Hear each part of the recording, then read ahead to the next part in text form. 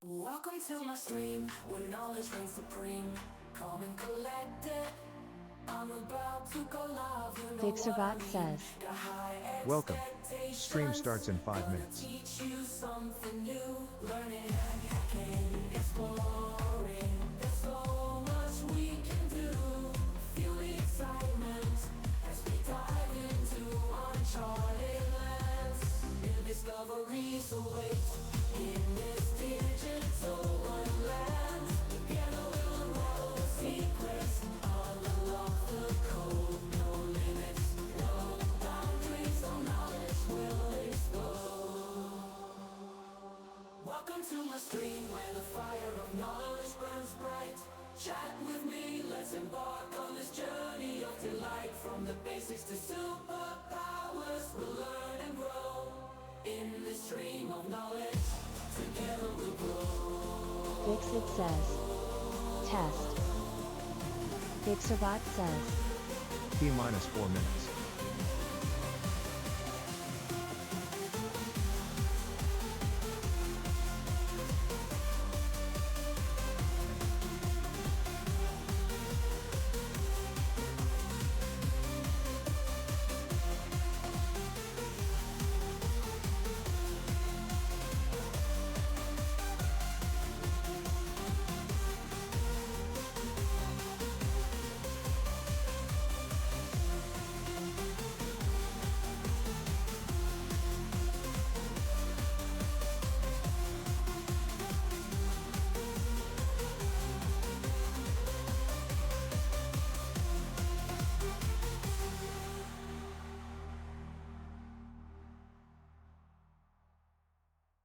Welcome to my stream, where knowledge reigns supreme.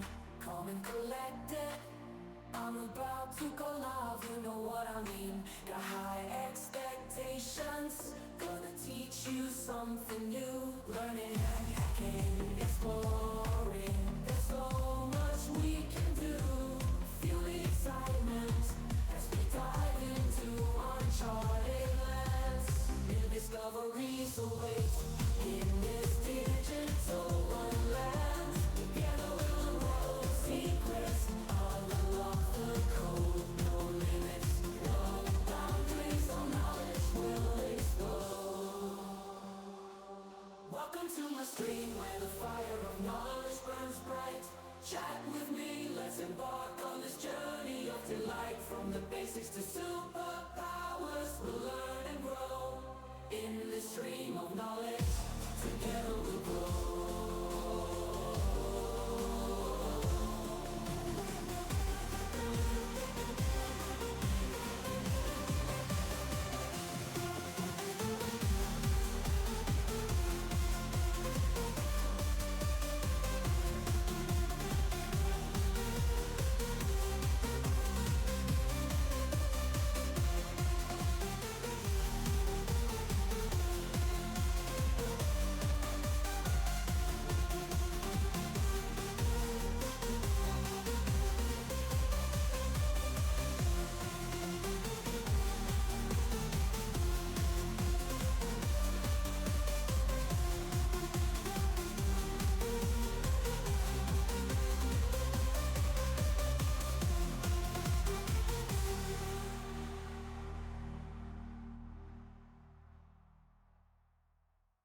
Welcome to my stream, where knowledge reigns supreme.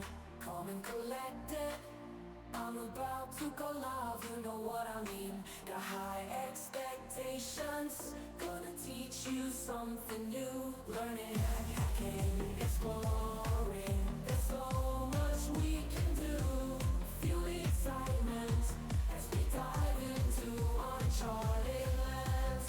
New discoveries await in this digital wonderland. Together we'll unravel the secrets, unlock the code. No limits, no boundaries, no knowledge will explode. Welcome to my stream, where the fire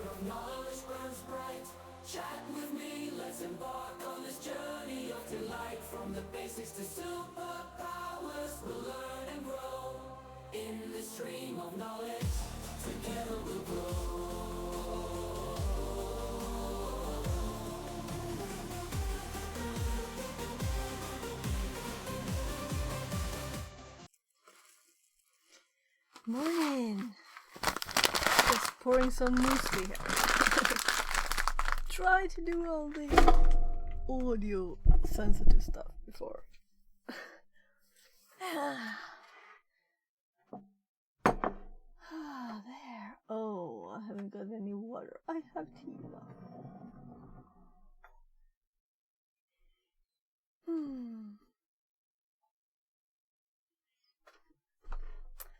There. So, alright, yeah, I kind of decided to start at 8 instead, but I haven't changed my schedule. Maybe I should just start with that. Or I'll do it later. Always best to do things at once, right? If it's a quick thing. I think this is a really quick thing. If I'm quick enough to skip that noise.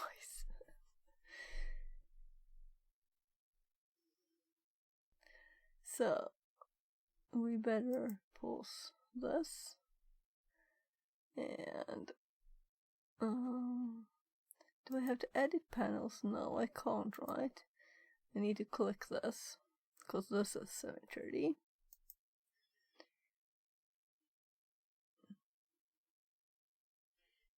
Configure. And then, so let's put it at 8.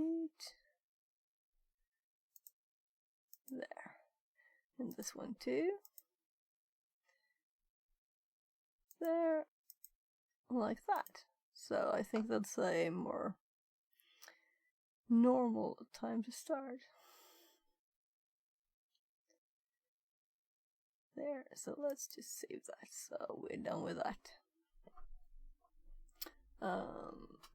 And I'll probably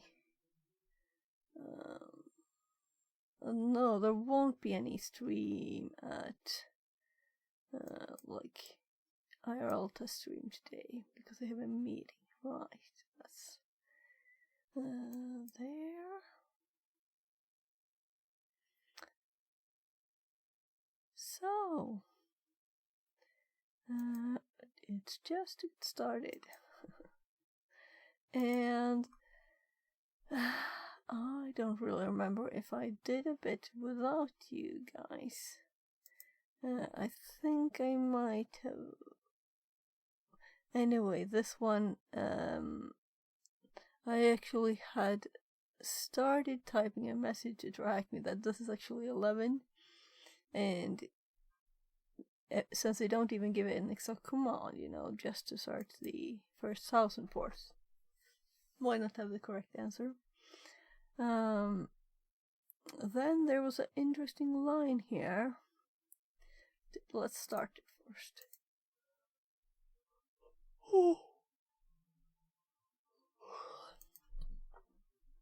So this was kind of interesting because it uses one of the scripts of Nmap to enum shares, enum users. And also, I get the explanation why we always have these two ports. Or not always, maybe. But as far as I've seen, I think there's mostly both of them. It's appears to be backwards compatibility with pre-2000 version. So I'm just going to eat some breakfast too here.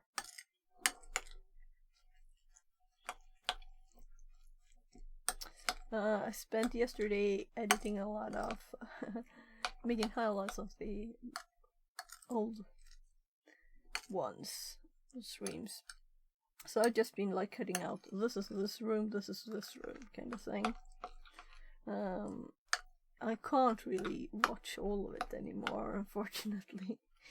But I did really get a refresher on that the mic did just die some time ago, and I think it hasn't been dying anymore since I switched it to the USB hub, which is kind of nice.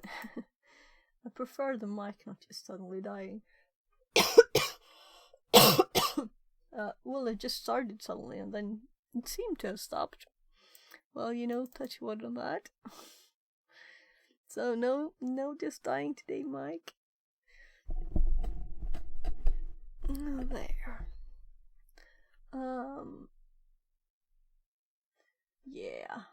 I actually opened it. This is now in my private Obsidian part, and I try saving memory since I've had a few crashes. Not last stream, but I think the one before that it crashed twice at the end. And I do think I kinda know what to do. But today I did forget that and this is not actually on the list, just a thing I do. I always turn the audio on, because at the night I turn the audio off on the computer. So I thought I'd just add it to the list there. And in case I would look.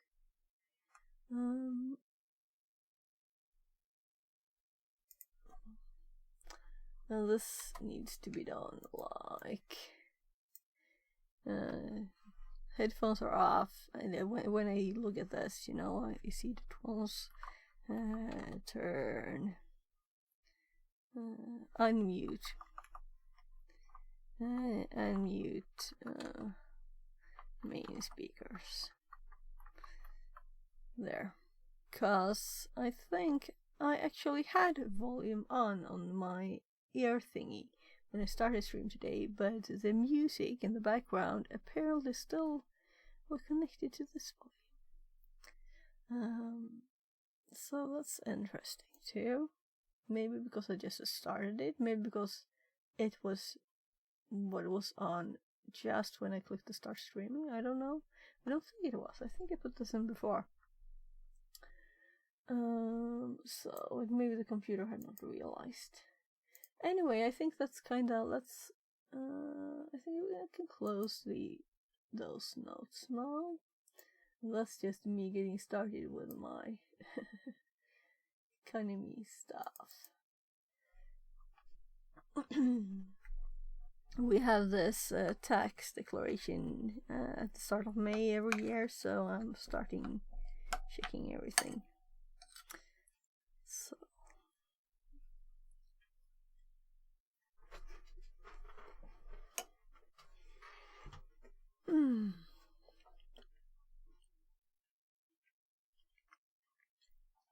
there, now we have an IP.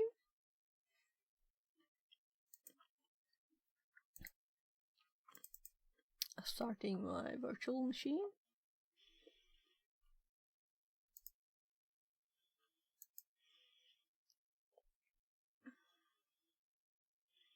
Apparently it didn't realize I clicked the play button. No. So maybe we should rerun this, because I don't think I did on stream.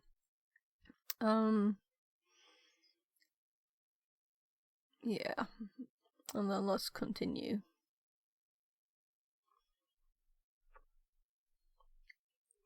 So this is the last room in the Complete Beginner.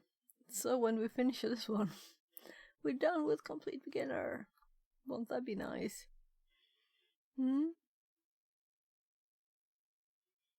So, VM up and awake. Just logging in.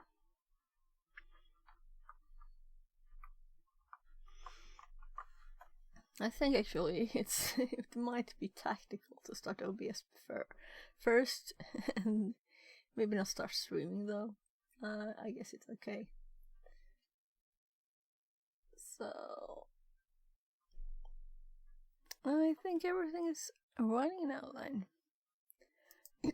I did actually make a page in my notes for this one, since there were some interesting things. Yeah, so it got its tiny here. We can see the IPs.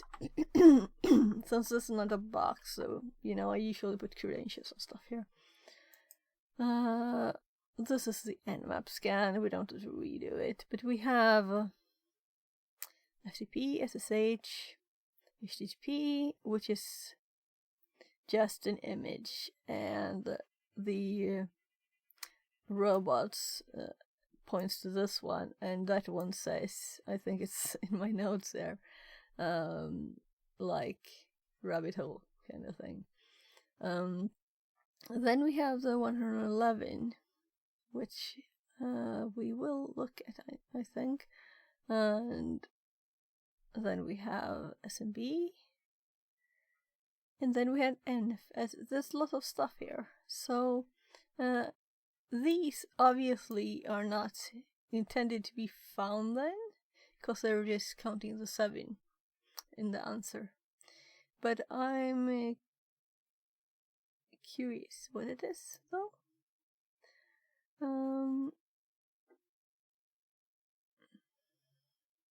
Yeah, some other information. SMB information there. And we didn't find anything with a quick Google scan, and it's a trap was the image contents there. And apparently a Star Wars theme, which we could have guessed there. Oh, well, we can just look at these here on the notes. So, also this weekend I installed finally NetExec, so we can be modern.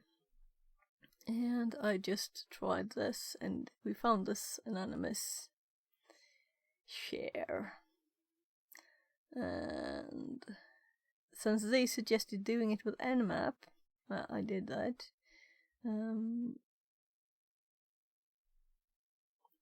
And we get this other information that they used account guest.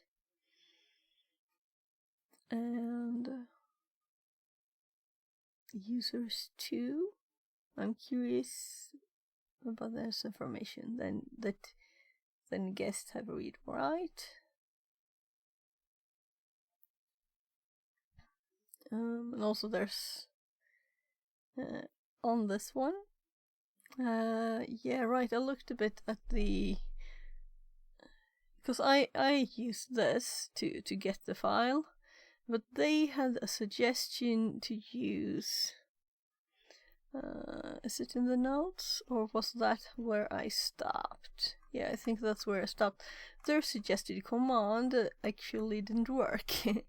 And I looked at it a bit, and it appears that they have kind of messed up, that the switch is doubled. So I tried to make like a bug report, and well, that was to do that you had to get an account, so I need to send a mail, and you should get a return mail from that. And I think I did that kind of late last night.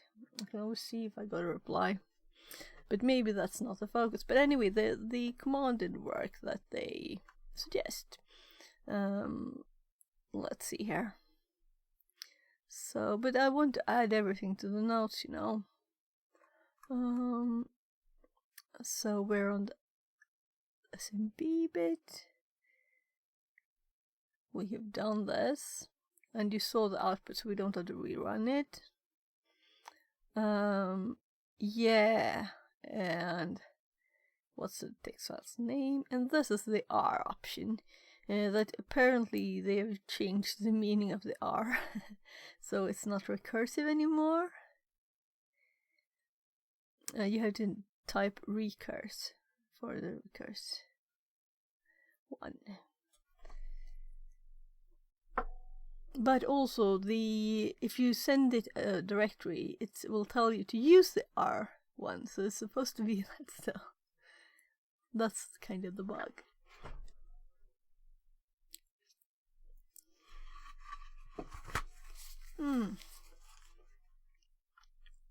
Right, I also looked at the code for it.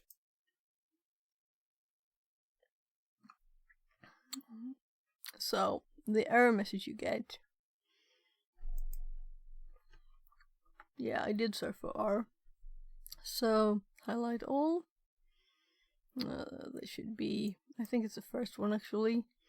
Yeah, specify R to download recursively. And then if you get the help for it, I don't think it's in this file. For some reason. But then you get a message that is actually not that way. I have not saved that output though. which I didn't save any of the output from this, so maybe we should just redo it just to get up to date where I was on this. Let's do that. Let's go to this one. Alright, also I want these visible, and we want the TTS window active. So, or at least not minimized, so Chrome don't get ideas about closing it down.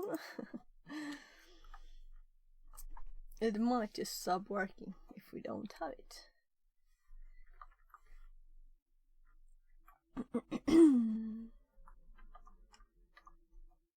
Yeah, and I have not taken an allergy medicine. Let's take allergy pills.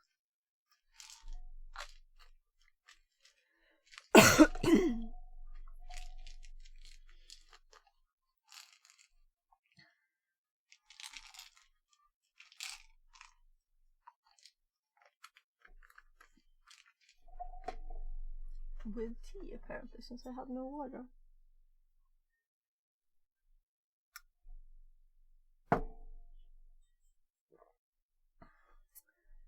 There, and some breakfast too.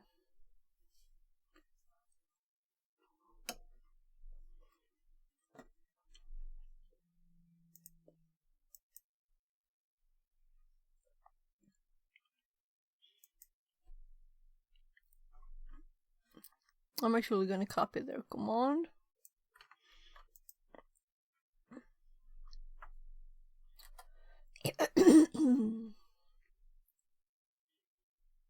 If we do this without the R now,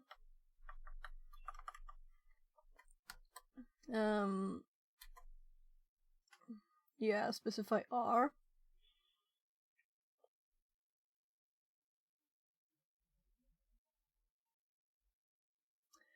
And it's doing with the resolving. That's what R is instead now. So if we look at SMB get, and I think we need to do this, and then we see that R is actually this now. And to get, am I blind? Here, recursive. You have to type recursive. So I think they kind of messed up and doubled it. And, oh well, maybe since this is added afterwards, it's overridden the other one. We don't have to look into this more. I just thought it was a bit funny that it's like this.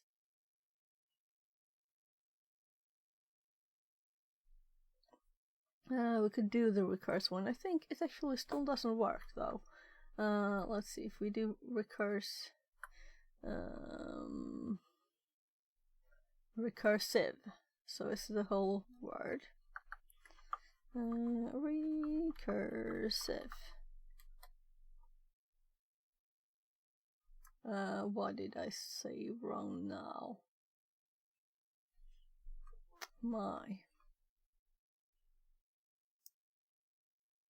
Oh, I just used one dash, right?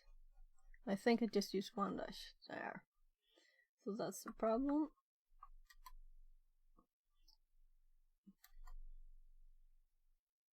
So there, now say that file exists, but it failed to download. So I don't know why it fails, and I want to dig into it now either. But we have the file from just getting it the normal way. Well, normal. Is there a normal way? SMB client. So let's continue with the next bit, which is FTP, Pro FTPD. And we can see the version in the Nmap.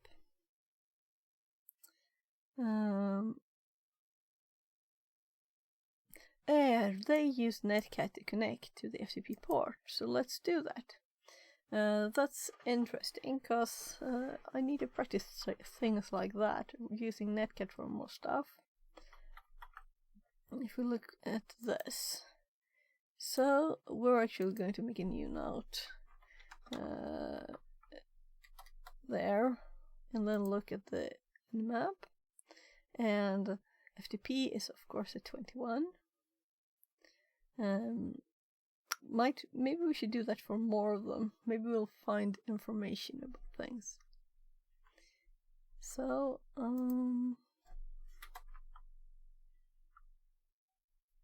yeah, 2, and then the IP that I don't remember, but we used it some bit ago, like just now.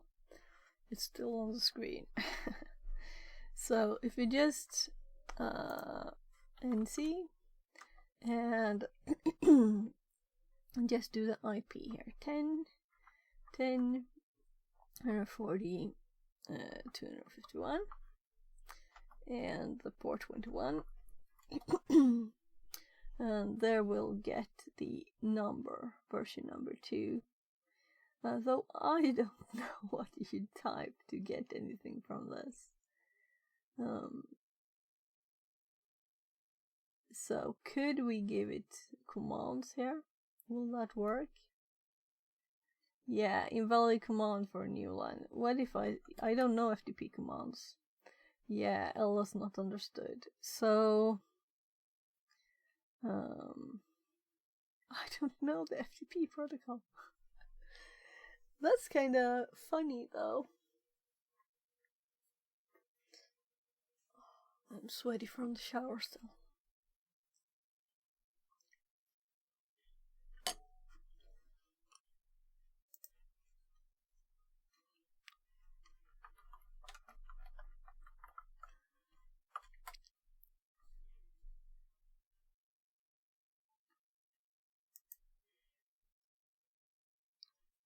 So basic FTP commands. Oh, the coloring.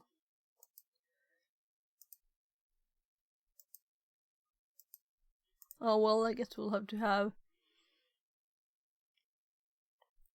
FTP machine arm.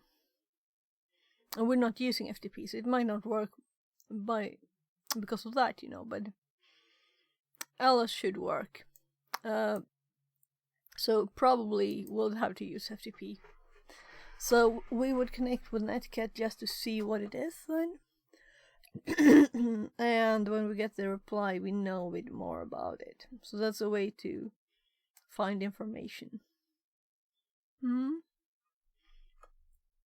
So this might be interesting to have, the FTP commands listed.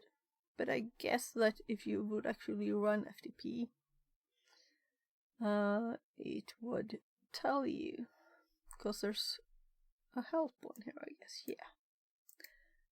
So we have the version number. We can use search bar to find exploits. Okay. So we're not connecting by FTP. If we're doing it later, I wouldn't have to do it now. So when I tried, because it was a long time since I used the FTP command with the terminal. So, wrong screen. So if we won't need the port because it's the default. If we do FTP instead, name, password, login failed. So we're not logged in, and I can't spell help. But here we have it all.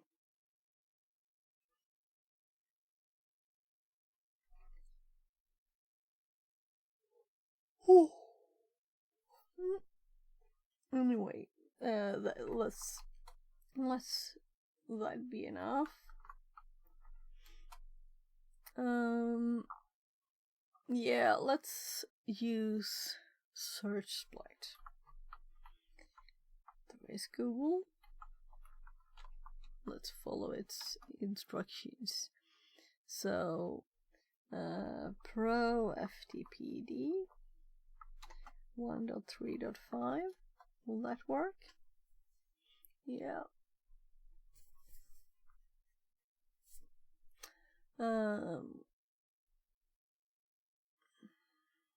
Command execution Metasploit.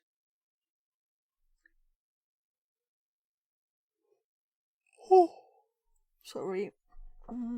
Morning times.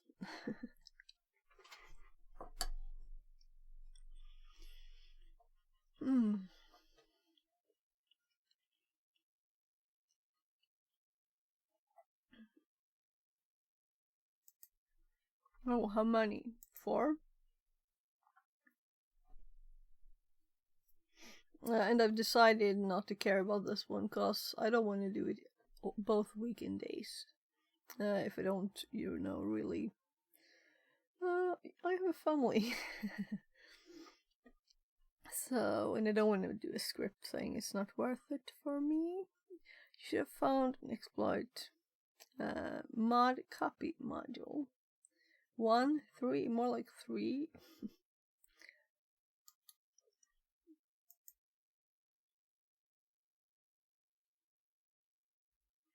Implement.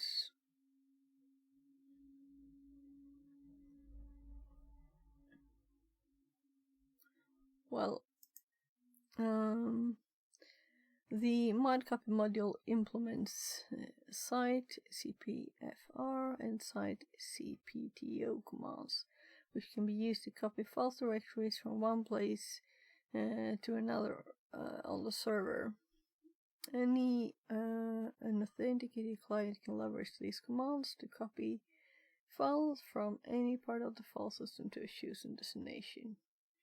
We know that the FTP server is running as the Kenobi user from the file on the share, and an SSH key is generated for that user.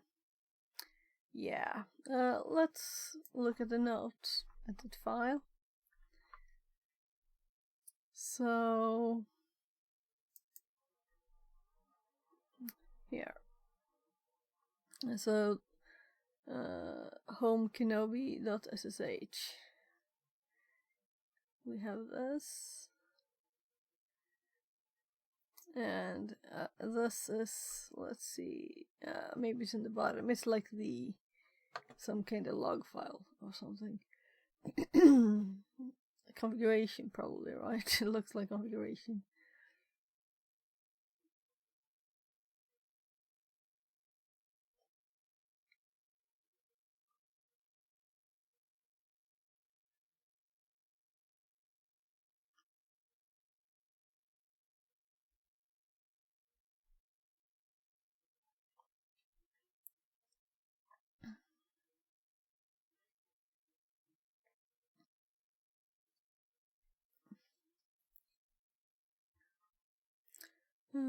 Homes, comment, home directory, read only, profiles.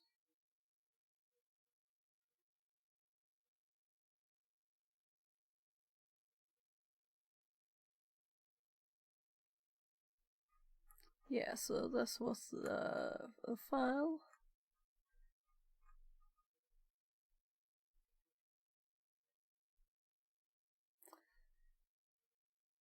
There, and we didn't save this output. I guess I should do it just to have it. So I'm just up arrowing and saving this output. So if I search now, and if I would be interested in this for some reason, I will find it.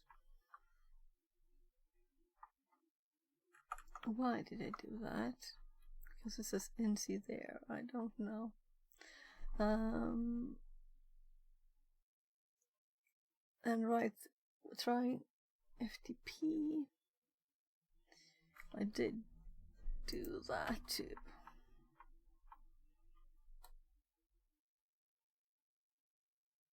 Name.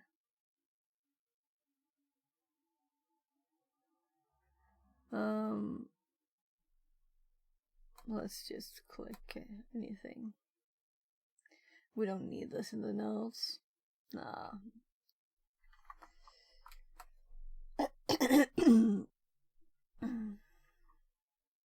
Well, we don't need that in the notes. Skip that and go back here.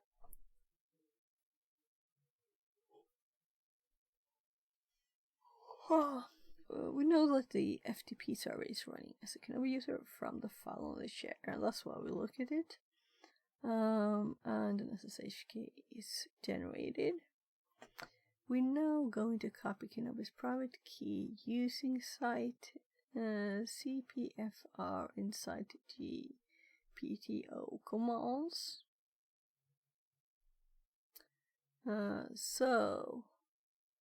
Oh, here we can use those commands. Oh, cool. This is cool. I like this. So, there's more to this netcatting. We can use commands here, but not the normal commands.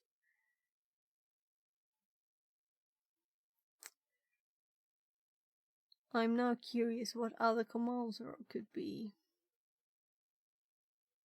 But this is a vulnerability that I guess is not available like in the current version, but it used to work this. So if we go netcat again, and this time we type things. Oh, let's see. I think I have a quick message from my mom, just checking. Oh, everybody. I'm getting pictures of flowers and bunnies. The flowers taste good. Okay, just checking. So site cpfr and then the path home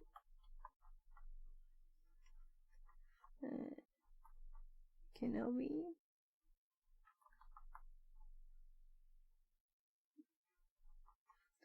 dot ssh idrc. So yeah. So now we're asked for the destination name, because I was thinking like we need the destination too. So that's when we type the other one. Site cpto var gmp id rsa.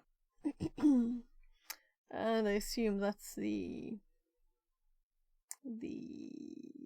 Samba directory.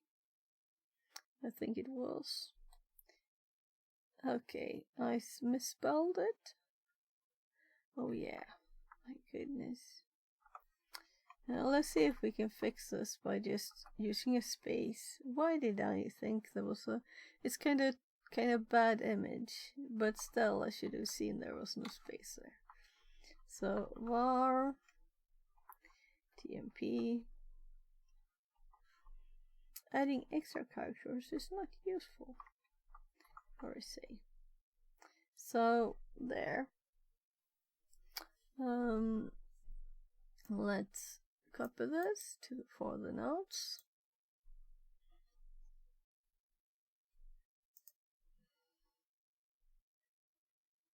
We knew, so we moved. Let's go to the notes here and add this one too. And let's remove this one because it's just confusing right there. So the file should be copied And I assume we can find it now. Or we're going to mount it. But now I'm curious. Wasn't this the directory that...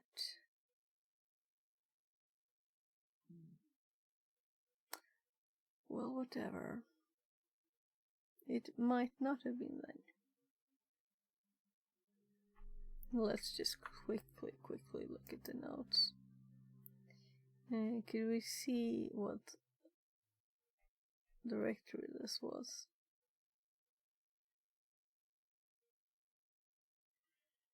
Maybe not. Oh, whatever.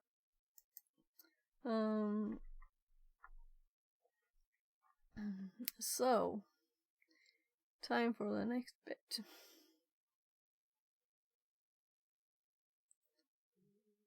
So, we're going to mount it.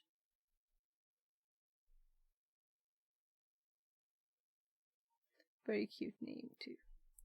Let's make notes. As always.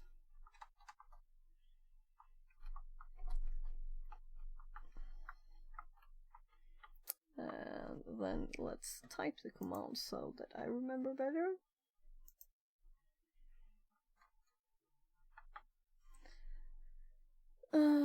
Okay, let's use their names.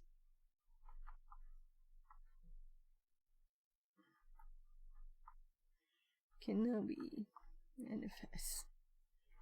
We're using their names.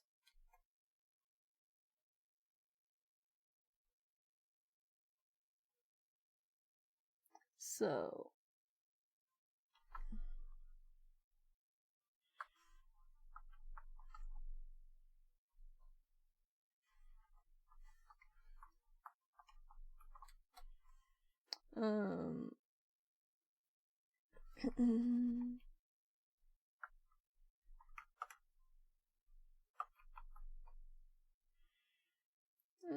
so let's... Oh, maybe we should just do that instead. Oh, why don't I use LA? I was thinking, why no output, but that's because I forgot LA. There.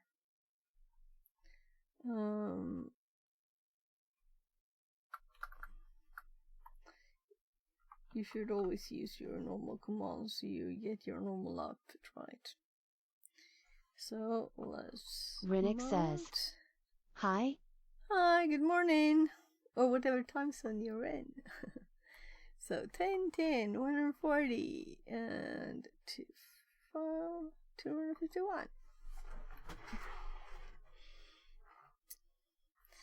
And then we also need the directory, and it's var, and we want it to be... Hey, what are you doing? Looks kinda complicated. This is Try Hack Me. So it's teaching us things. So yeah, this was interesting, this bit. This bit was interesting. Using netcat command to use this vulnerability to copy a file to a place where we can mount. So now we're mounting it and looking at the files there. So if you're interested in this kind of thing, Ooh, I heard about Try Hack Me. Are you advanced at this stuff? No, I'm just a noob. So I've started getting interested a year ago, like that. So some people, they've been doing it for years and years and work with it and things. I'm just learning so that I can apply for jobs. I've worked in IT though and done other stuff. So MNT. So oh, wrong page. I'm hopping around in the track me page instead of typing the command line. So MNT. Linux Gamer 77 says, "Evening all."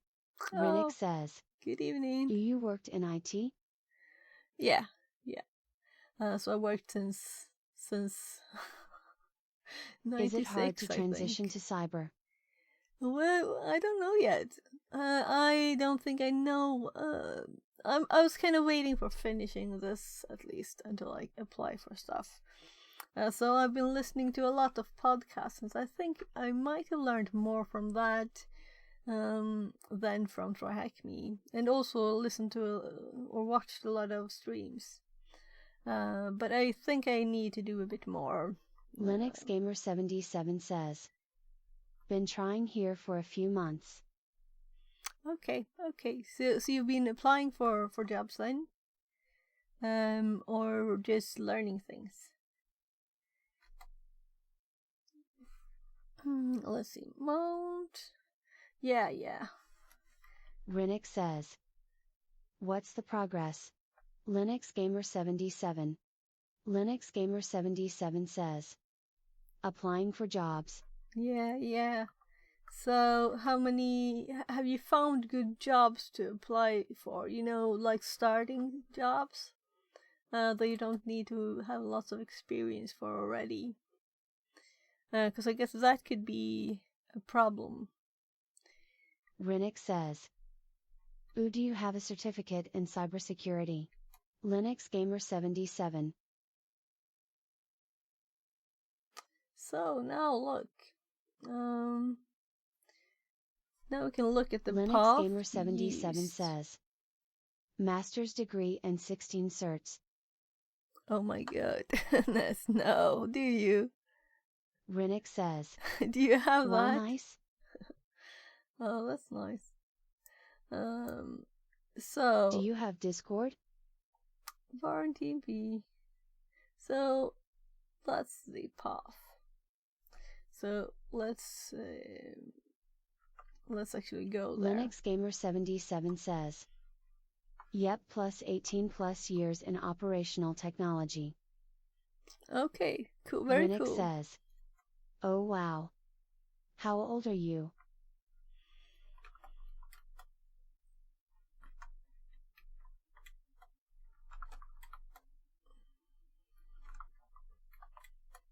Linux Gamer 77 says, 47. Yeah, cool. You're my age. Oh, that was. I'm hoping my age not being a problem later, cause all the experience we have. But that's nice. You should join my Discord, by the way. We can connect there. Both of you and everybody is welcome in. It's just exclamation Discord. You can see the links probably in chat there somewhere, cause it kind of pops up sometimes. So Rinix now we have says, the IDRC. "I bought a cert for Python. Is that a good start?" Linux Gamer 77. "It's called like Python ethical hacking." Oh, you have to do the course. Have you done like? I mean, you have to do stuff, not bought a cert. And another course for cyber course from Google. Okay, all knowledge is good, Then I guess that there have different pricing. Linux Gamer 77 says, "Problem isn't age, biggest issue is needing active security clearance. Mine ended 20 years Okay. ago, and being considered overqualified." Oh yeah, I've thought about that too. Like some entering position and job in security you might be considered overqualified if you worked in IT for a lot of years. I thought about that. We'll see. But you have applied for a lot of work jobs, but you haven't gotten any then.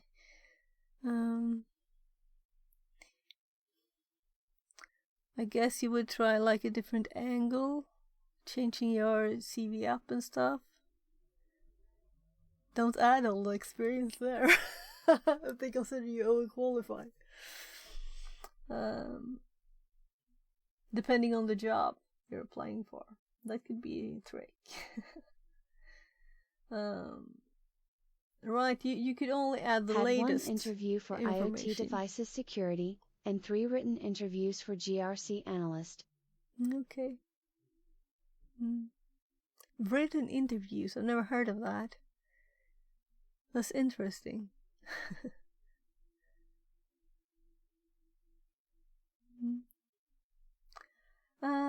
Yeah, I guess we should continue with this one too.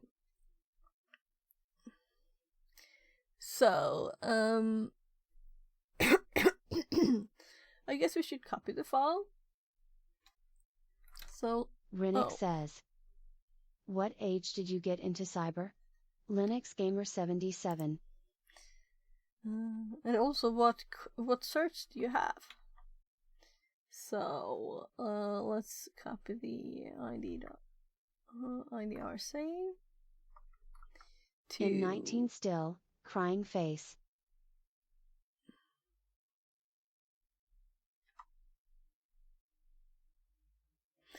But you have your whole life ahead of you. Your age is nothing to cry about.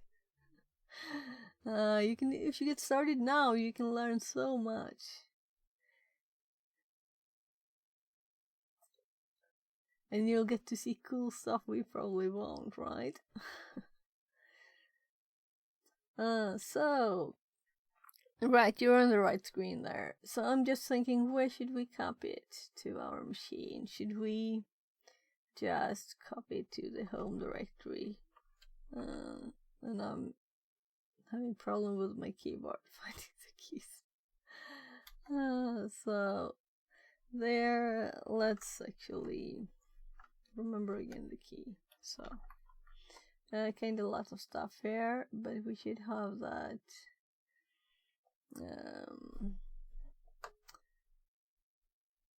file over here. Here. So 846, that's the one.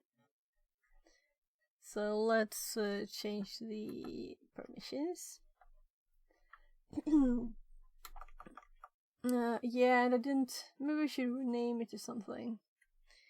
Let's do that.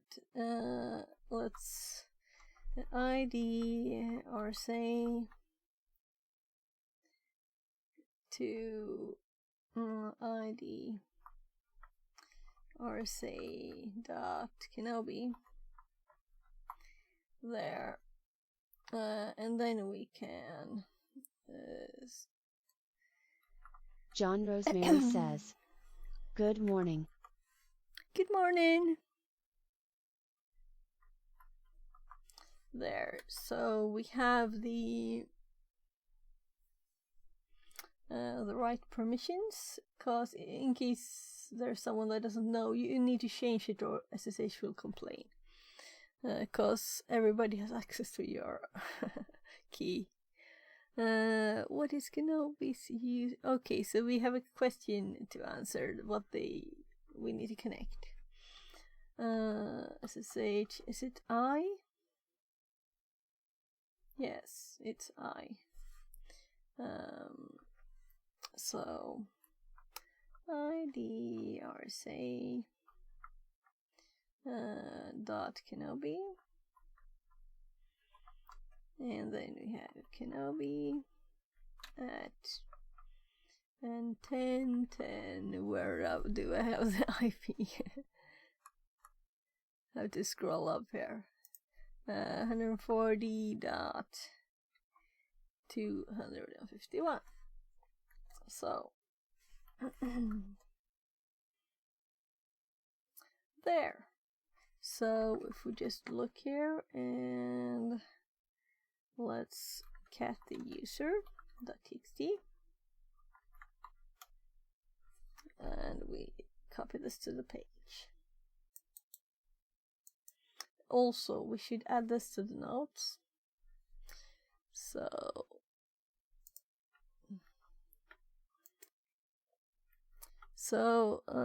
notes, what did we actually do here?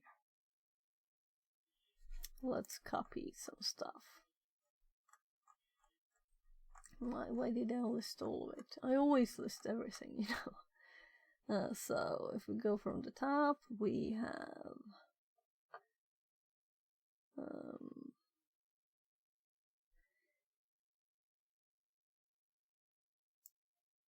so let's just for well, it's still selected, it's just not visible anymore. There it is. So I'm just pasting it on the screen. I'm not gonna hop back and forth for everything. And then we have, I'm trying to scroll here.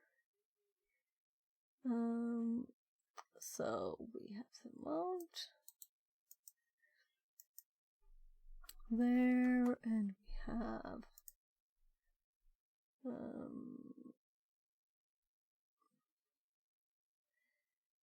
so let's take this one. So it's still connected there in case we would have anything else interesting there. But now we can actually, well, we're connected. So oh, itches on my back.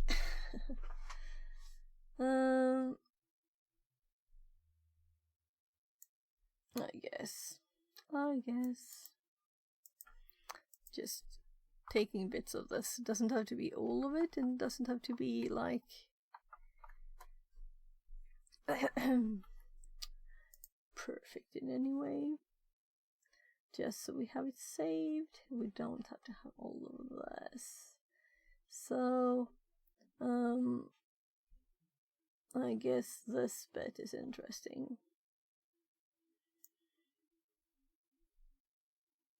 I renamed the file so it's connected to the last thing, and the last bit is actually the SSH. So let's make a new node for 7 SSH, and here we can put stuff that are in the shell of the machine. Well, I guess this would be there, right?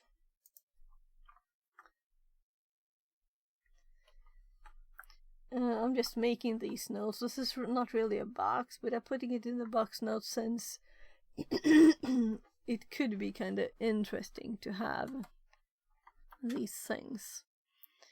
So we'll see. I'm kind of assuming that on the next page. Sorry. It's allergy times. So, no, what am I doing? I just need to tab to this. So, since this is not a box, it's just, you know, we're going to use suets.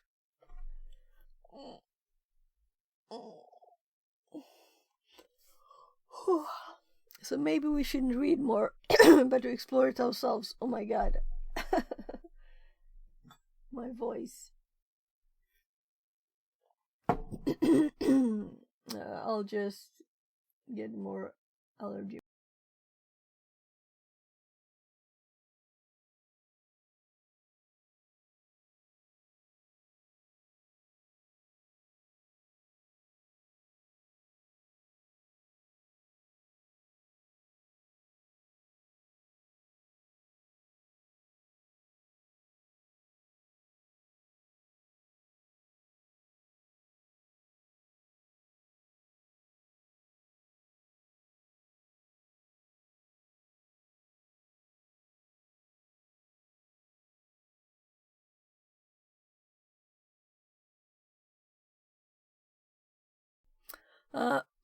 We'll see if the I turned the air cleaner on too, so we'll see.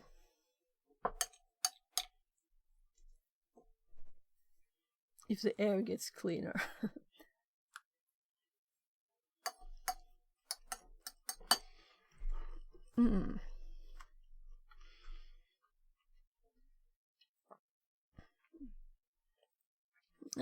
First, let's understand these. I actually made kind of long notes on these yesterday.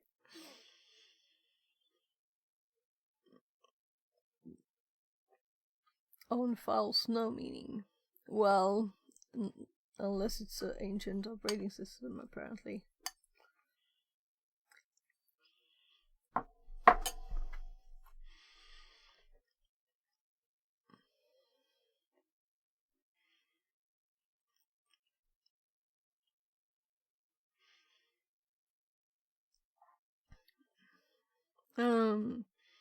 Sewered bits can be dangerous. Some binaries, such as passwd, need to be run with elevated privileges, as is resetting your password on the system. However, other custom files that have the sewered bit can lead to all sorts of issues. To search the system for these, you can run the following. Yeah, we can run this one. In another room recently we had a very cool one, which did exec ls lay on the file it found. So we had the full listing of them with permissions.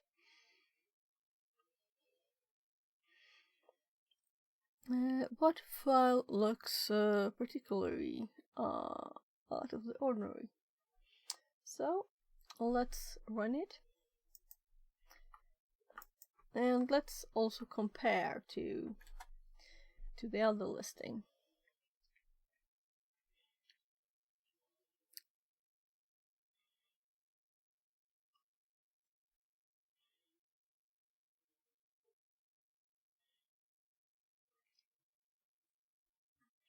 I don't know what's usually here.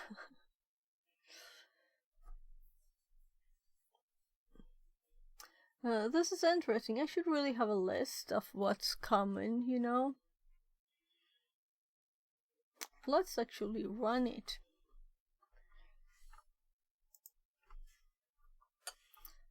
So if we run it on my machine too, and we'll see.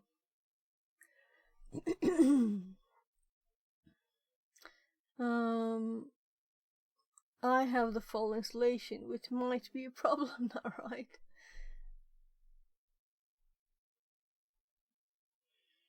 And also, in my notes, I have this, let's see. Let's keep this one up, or rather, yeah, I did just do this.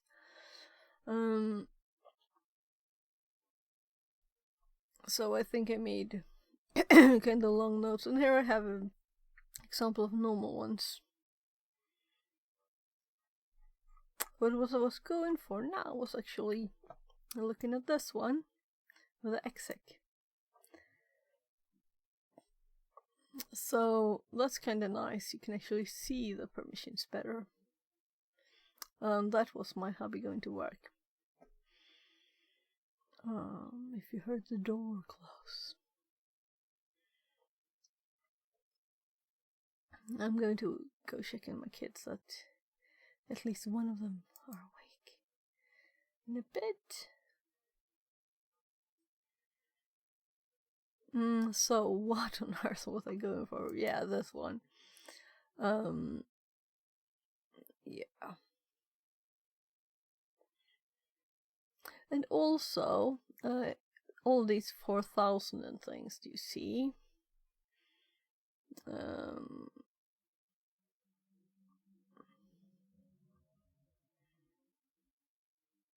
Maybe this is not... No, this is not the place with the notes.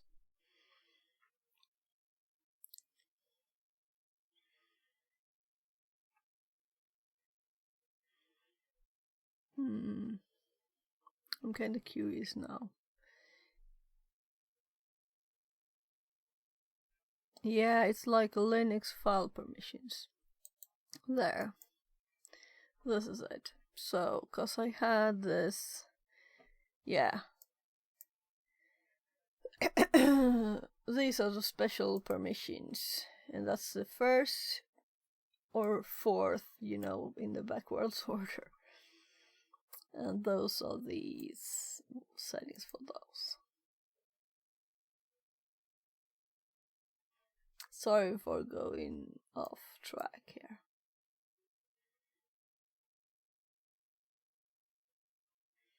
Yeah, and also with the S and S. So, with this one, with the listing, we could always add that just to see.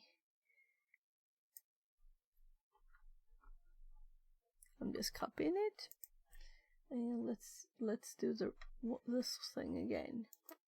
I know that we have a goal here, but I want to learn as much as possible while doing this. So if we add this here, we should get instead a nice listing here. And the question is, which one would be especially off and not normal? Apparently, like sudo is normal, and the CHFN is also normal.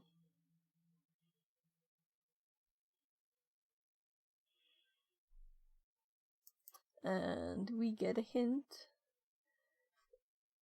This menu doesn't sound like a normal command, so that might be it. What are the others? We know that this one's supposed to have it.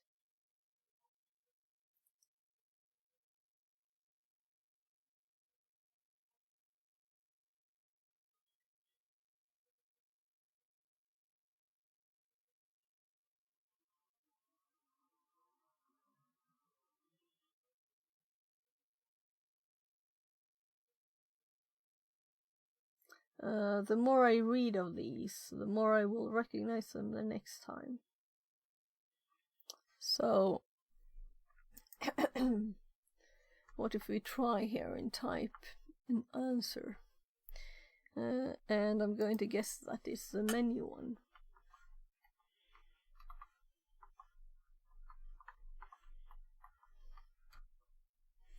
And that was what they wanted.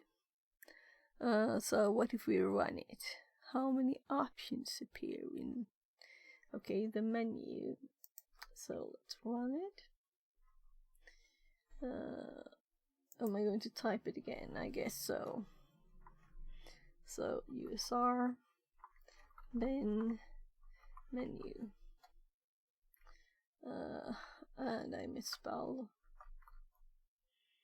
There are 3 items in the menu, so I'm just going to answer 3 here on the question. Strings is a command in Linux that looks for human readable strings and a binary. So I'm guessing it wants us to run strings on this one. So we could also, of course, just do run it. So let's first do strings, or rather, I don't want to type that again. So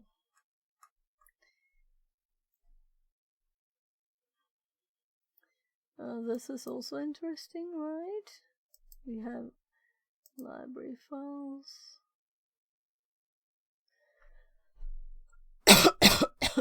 And then after the menu, it has curl unit. So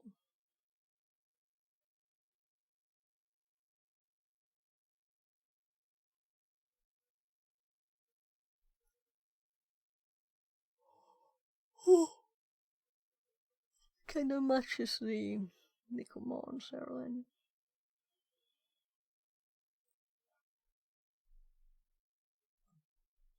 So let's see what they say. This shows us the binaries running without a full path. Oh, right. I should have seen that. Not using USR bin curl or USR bin uname. As this file runs as a root privileges, we can manipulate our path, gain a root shell. So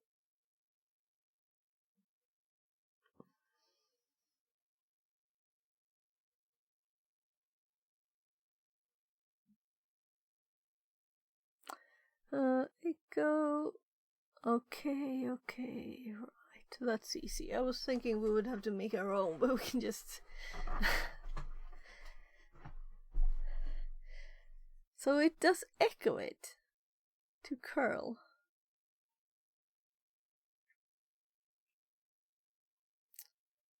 Why do they echo and not just copy? I'm very curious now. So let's not echo. Let's try just copying and see why wouldn't that work?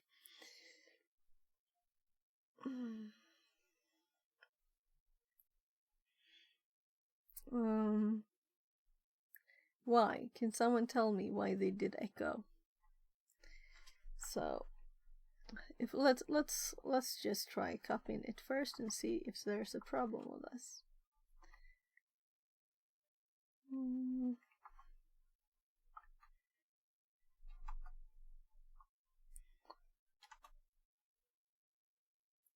And we're still in this directory with the switch.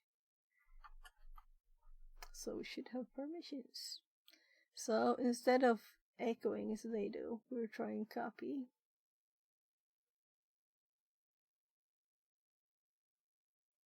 Missing destination file. Linux Gamer 77 okay. says, Sorry was doing something. What's the question? Why are they doing echo? No, right. Oh my god. Before copy, we shouldn't have this. There. So why didn't they just copy it? In the instructions here, they use echo. Is it just to show another way to copy a file?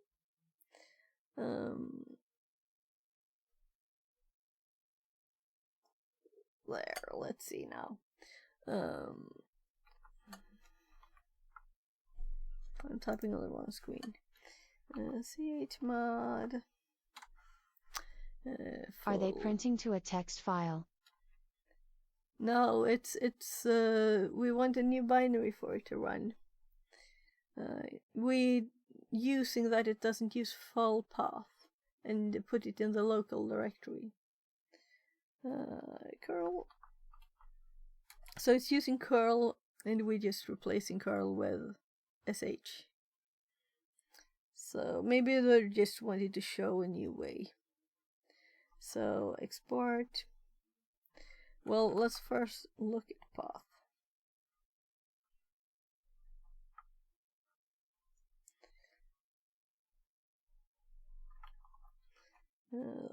So we can see the old one. Kenobi bin. So we could just put it there too. We wouldn't have to change the path, but let's do it then. Export path equals wrong characters TMP. Okay. So no, we're not in TMP. So their thing is not actually suitable for us. So let's just add Home Kenobi to it instead.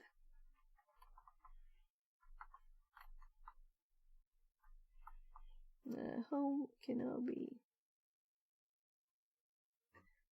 There. And let's do colon and the old path. there. So now the path should have a new thing at the start. Good. So it will look first in our directory. And then they run it again. And as it's doing suid, maybe I should just type menu. So when we run it again, and the first one uses curl.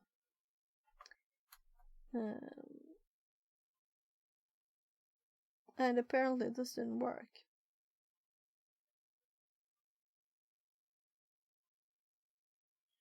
So why?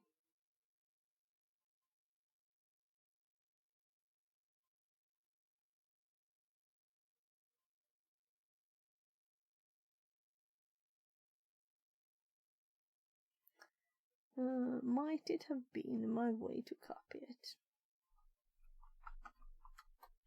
So we have a curl here. It is executable. And it's in the current directory.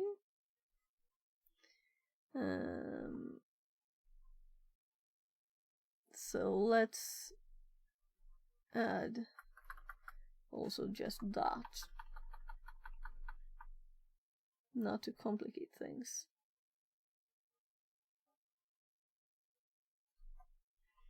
And let's try menu again and do one again. And was it actually the first choice or the first option? I would guess so. So maybe there was a reason they used echo. And if we do the same thing they did, which is echo, then sh into curl, there, and if we look again,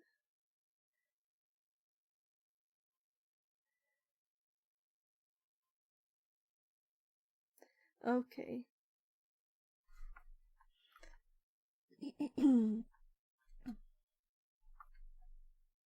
So this didn't copy the file. This is just the size 8.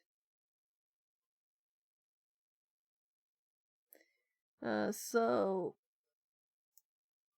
we just wanted this in there, of course. Okay. Yeah, that's logical, and I get what they did now. Why didn't I see that at first?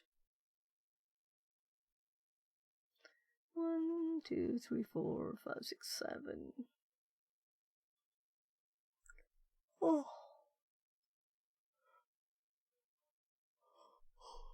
I actually have to try something else afterwards. Let's see, is there something else we should do? We should get the root flag too.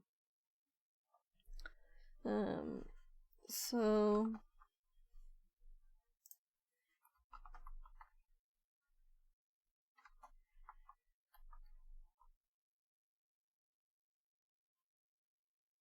well, I prefer actually seeding.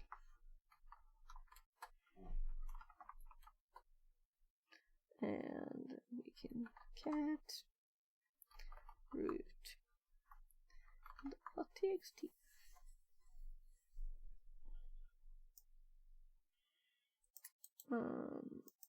There, and I'm going to paste it over here. I'm not going to click the button yet though. And we also, right, we have this one too. It's not completed. So I don't want to finish the room before we're done. We copy the bin, say shell called curl. No, you didn't. Gave it the correct permission and then put its location in our path. Did they mistype or didn't they know what they were doing? This meant that when the /useRBin menu was run, it was using, actually a version of user.sh as well as this file being run as root. It runs our shell as root. So this does not copy, which I thought at first too, because I was actually reading cat here when it said echo. That's what I did. So I was thinking it catted it into curl, and that's just copying. But it actually makes a file called curl, which just starts the shell, which is much smarter. And apparently copying it didn't work, which is kind of funny too. Maybe you'd have to do something else to bring the permissions along there, right?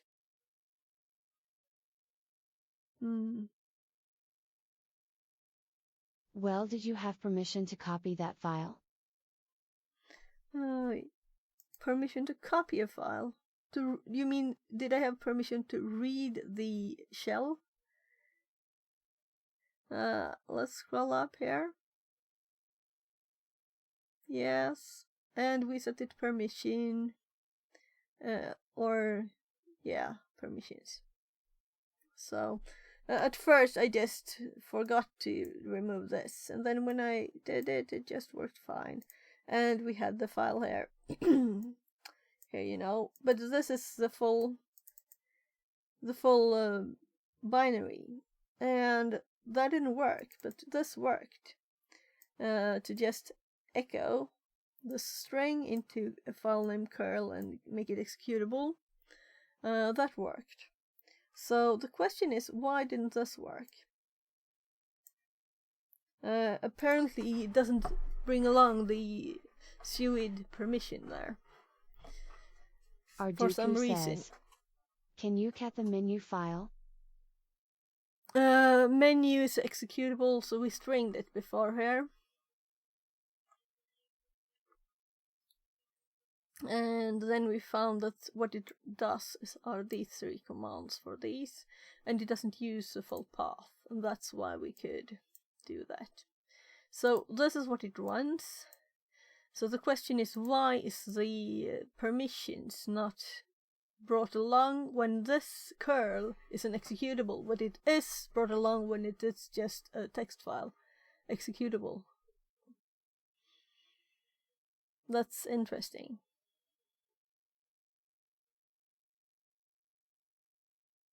Does anyone have the reply I'm looking for? We could also just send it to ChatGPT. I can start it on the other screen.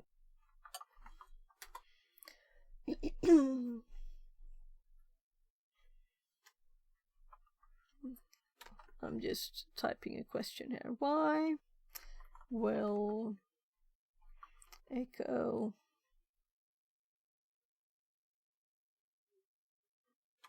work but not copying the...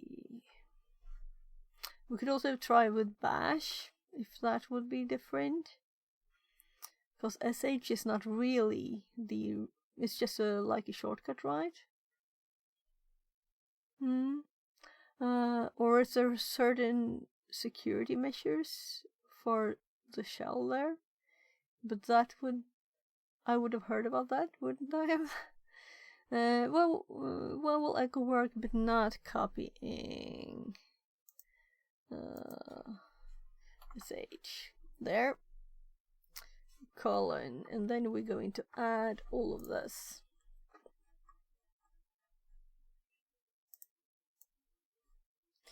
And I think for option 1 it uses a function to run a system command, so when it runs that curl it reads the content of that file, so it actually try execute that.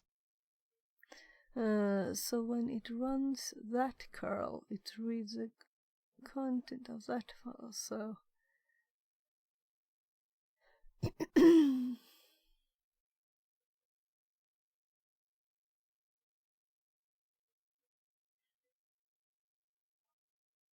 I don't really get what you mean. Unfortunately, I'll read it once more. I'm just copying this. So let's copy this. And while this will make it slow reply, we can check. I think option 1. Tay to echo in curl/bin/nano and run again. Echo. Try to echo in curl. So you mean to echo bin nano instead? Instead of /bun/sh. Yeah, the typo day, right? Yeah, sure. We can try that. Let's just see what ChatGPT said first. In the provided scenario, the user bin menu program seems to allow executing commands based on user input. No, it doesn't.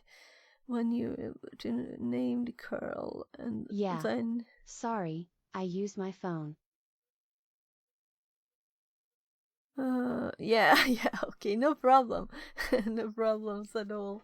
I can read it anyway. And then executed. You were able to escalate privilege user root because the program executed the contents of curl file, which was bin.sh. However, when you tried copying the curl using the cp command, it didn't work as extended. Linux Gamer 77 This says, because cp expects was destination file bin/sh operand being after run the as root, source file. ending So command cp would exit you as root rather than user. Ending command would exit you.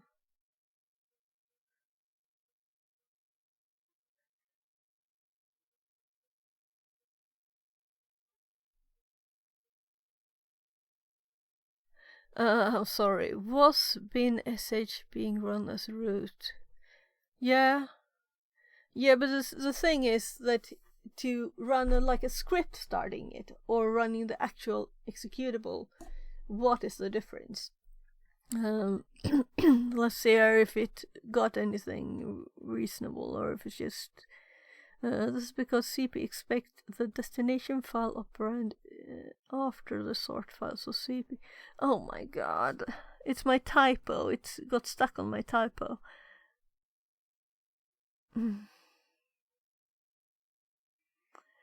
So echoing into curl or directly copying into curl should work. Yeah, but it didn't. That's the problem. Should I change it or should I say, you got stuck on my typo? On my typo.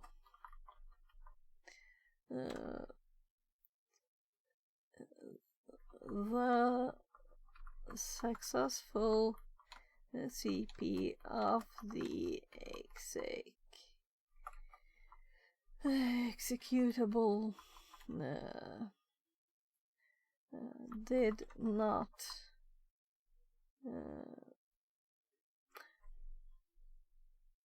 work.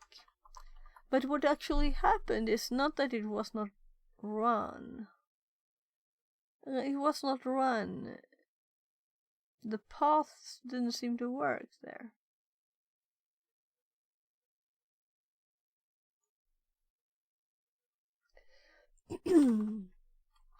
It seemed to still use the... oh, whatever. It can get the typo.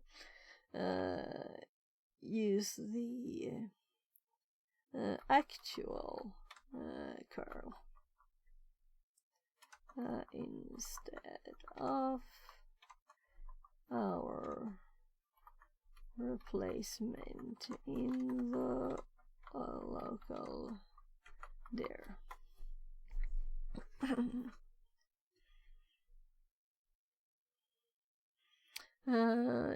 It seems like even after successfully copying the bin.sh binary, to a file name curl in the local directory. System file priorities to system-wide curl. This behavior is likely due to the order of directories. No, it is not. To ensure that curl is executed.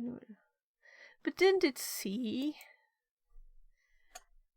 As you can see in what I sent you, both dot and the local dir name are before the actual curl's path in the path var. Starting a new shell session. Cached path.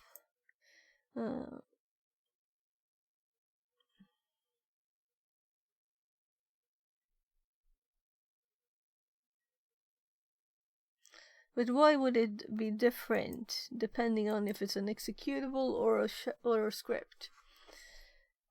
Because it's a script, the echo one. Which response do you prefer? So you want me to read two? You're correct, as you both in this case it indeed expected that the system prioritizes the system-wide curl. Yes. Might be other factors here. One possibility is that there are aliases or functions defined for. Yeah.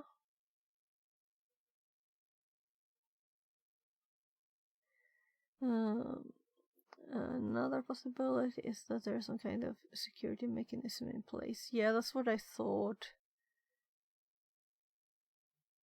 Well, that would be odd. Additionally, there might be other environment available for configuration settings affecting the behavior. LD library path, but this is not a library. Exploring these possibilities might provide you insights on.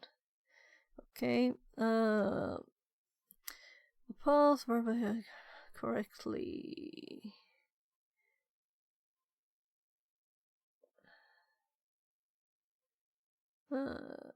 Was correctly modified to include the current directory. No, we don't want to see our own stuff outputted by you, thank you. In this case, the local directory is indeed placed before the system, yes. However, it seems that we call about various factors such as shell settings, environment, caching, the other.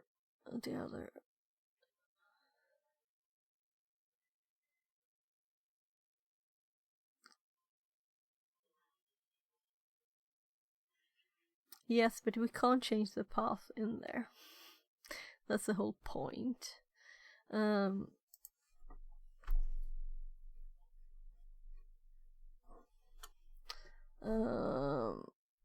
Nice. I'm just going to check on my kid. It has to be awake, so.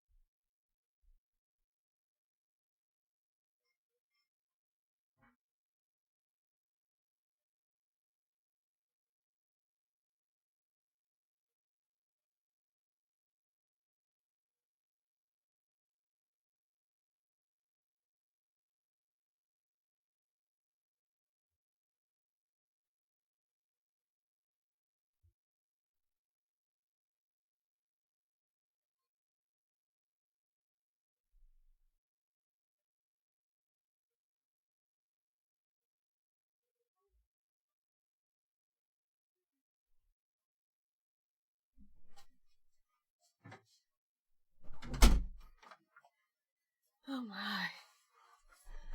Definitely spring. I get out of breath from walking up the stairs.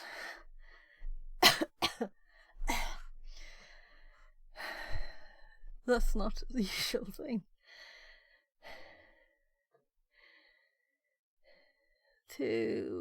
Right, I was going to say,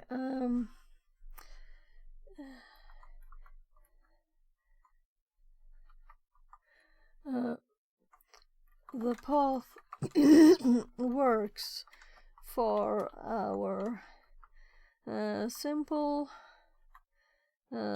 script. Let's too many types in the same word, I think. Our simple script made by Echo, but not for the executable.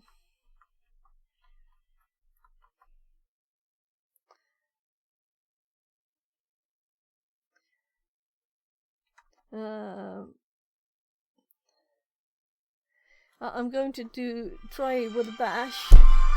Oh, sorry.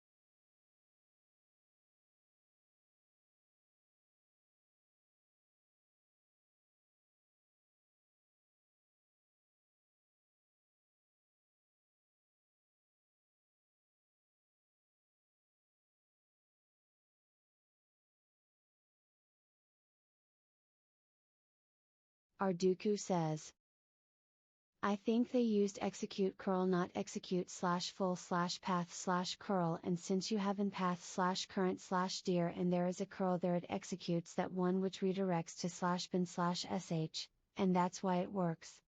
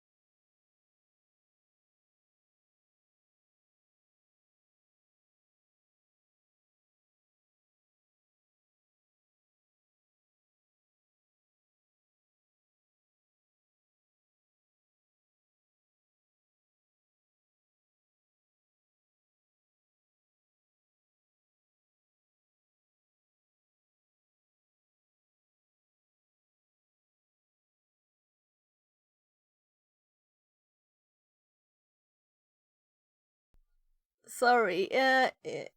We're selling my mom's. So that was a person helping to sell a house. Well, the first connection actually. So let's see now. What did he say? I think they used execute curl, not execute full path curl. Since you have the path in current dir and there is a curl there, it executes the one which redirects to bin sh. And that's why yeah, but the thing is that it works with a script. It doesn't work when I copy the executable. That's what I'm trying to find, the reason for it. So that's the reason, that's what we're exploiting. But why doesn't it work when I copy bin sh? Why does it work when I echo bin sh into a text file? That's the question. So, the path works for a simple script made by echo, but not for the executable. There. Linux Gamer 77 says. Backdory read the walkthrough. What?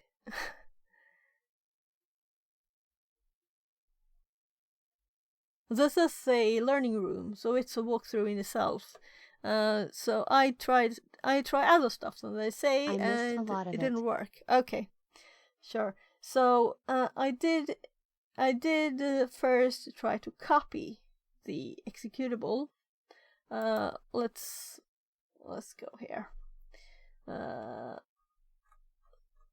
So cp is a binary command, right? Yeah. So let's see. No, this is too far off. My goodness.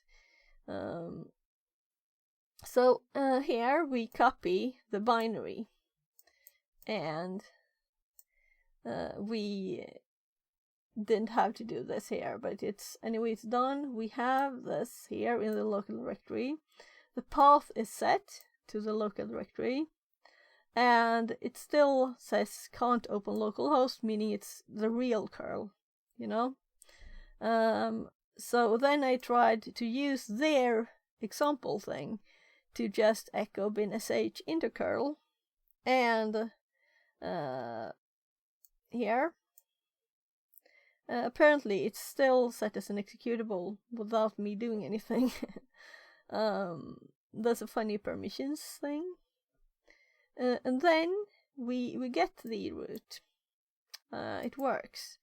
And the only difference between these two, I didn't change anything with the path. It's just that instead of being an actual executable here, sh, it is the simple text in a text file that's set to executable. So that's, let's see what ChatGPT says now, and this is kind of last try. That's a crucial distinction. It seems like there might be some specific security feature or configuration affecting the execution of binary from the current directory. One possibility is that the security feature like AppArmor. I don't think so. These security modules often come with default policies. Another possibility is there's a specific configuration or setting on the system that prevents execution of binaries in the current directory, perhaps security. I don't think so. In either case, the behavior you're observing, where the system allows execution of a script made by echo, but not an executable binary in the same directory, suggests there's some kind of specific restriction. To further investigate possibly bypass a restriction, you might need to delve into the system security configuration. Well, I don't think that's a problem. So let's just do one more test, and then I'm kind of abandoning this because we can't spend all day on it. And also, this is the last thing. We're actually finished with the complete beginner path. So let's exit this. And there we have the curl. So I'm actually going to delete it now, right? So Fixerbot says. So it's actually gone. New follower 080. Less than 3. Welcome in 080. So now we have no thing here. So if we now cp, let's do bin bash this time to here, and look at it. We have bash and it's executable by default. So if we now move bash to curl and look at it, and it's called curl now, and it's bigger than the sh one was. And if we now run the menu, so I don't remember the path. User bin menu, and we do one now, we still get the normal curl. This is the problem, you know? Why? So we could just kill our path. We won't do anything more with this box again. So if we just set path, if we export path equals to home,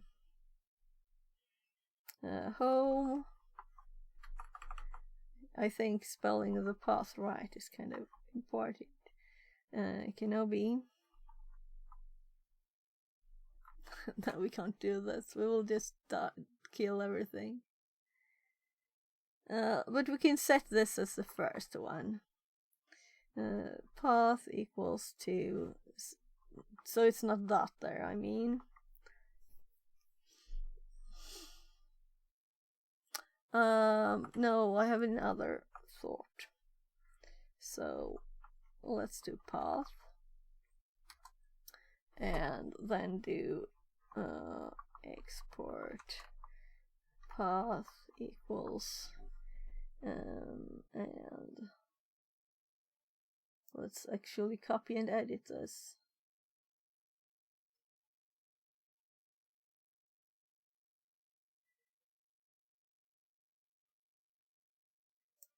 Right, so we remove the dot there. Just to make sure here. We're in home Kenobi. I'm not just assuming. We did check. So, no such file or directory is always a nice thing to have in your path. So let's copy this path. We're removing this one. And we're doing export path equals, and I'm pasting this bit. So now our path should be this.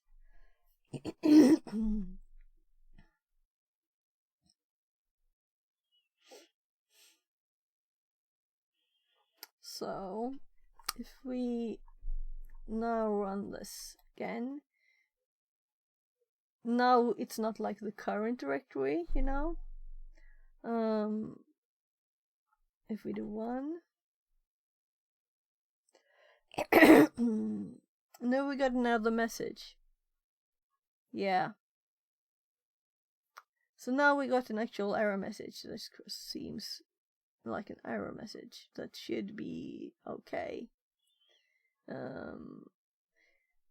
I think that, yeah, I think this is kind of the error, right? This is logical. This is more logical. Let's see, what did we get up here? I think I might have understood what the problem is. Because here we get can't open localhost, you know? This is what we got before when we tried. But I still don't get why that didn't work with the sh. But now we get a more logical one, which we're trying to run a bash with something, and it's actually using. It's say it can't find the file like localhost, right? We're kind of like telling it run the localhost script with bash, right? So that's more logical. Arduku says, try which echo greater than curl and run it again. it should echo the arguments the binary puts as arguments.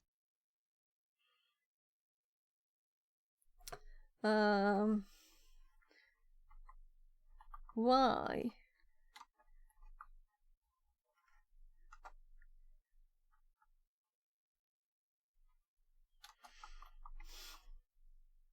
A Lyritan says, Oh. Hi, run Strays and you'll see what is happening. Yeah. But I think I know now what happened here. Because now it's actually working. We got it working now. It's doing the file. It's just not working the same way with a script. Because when we use a script, it kind of not cares about the arguments for the executable, since it's doing the script. So that's why it works. And when we do it as an executable now, we got another message before, and I don't know why that was, but now we're actually getting something logical out of it. So I'm kind of pleased with this. We don't need to dig any further on this one, and we're actually done with. Let's celebrate this victory instead. So I don't care if it's expiring, because we're actually we have a next room. Okay. Oh, was there one more room? Now I have to look. I thought there was the last one, but I guess there's one more. Yeah, there's one more. So we have one more room. Then we're finished with it. So let's see. This is the last one. Steel Mountain. Hack into Mr. Robot-themed Windows machine. Use Metasploit for initial access. Utilize PowerShell for Windows privilege escalation enumeration, and learn a new technique to get administrator access. Also, let's finish the notes, because we made notes for this one, though it's not actually a machine. So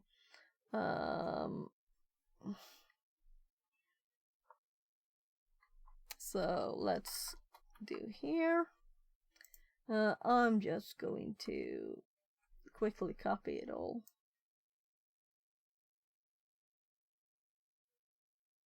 See how far up.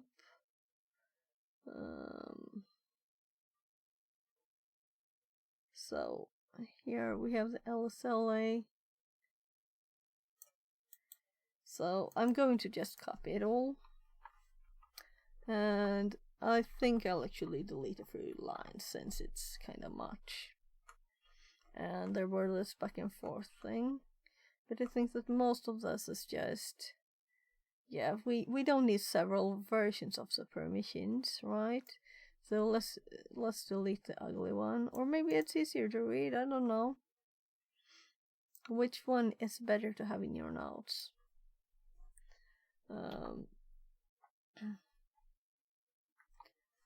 And I misspelled. We run it. We aborted it and did strings on it. We have a character destroying the obsidian output. So let's just make a new one here. And then we I mistyped. So we did this, and this is kind of maybe interesting to still have here.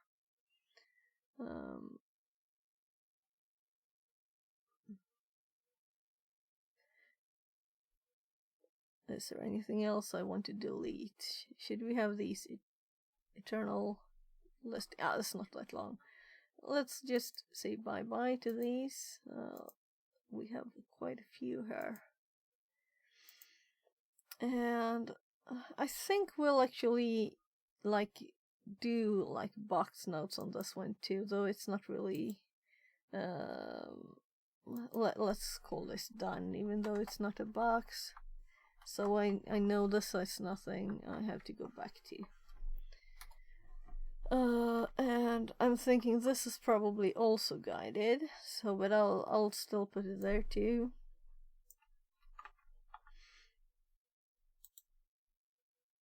So let's make a new folder, and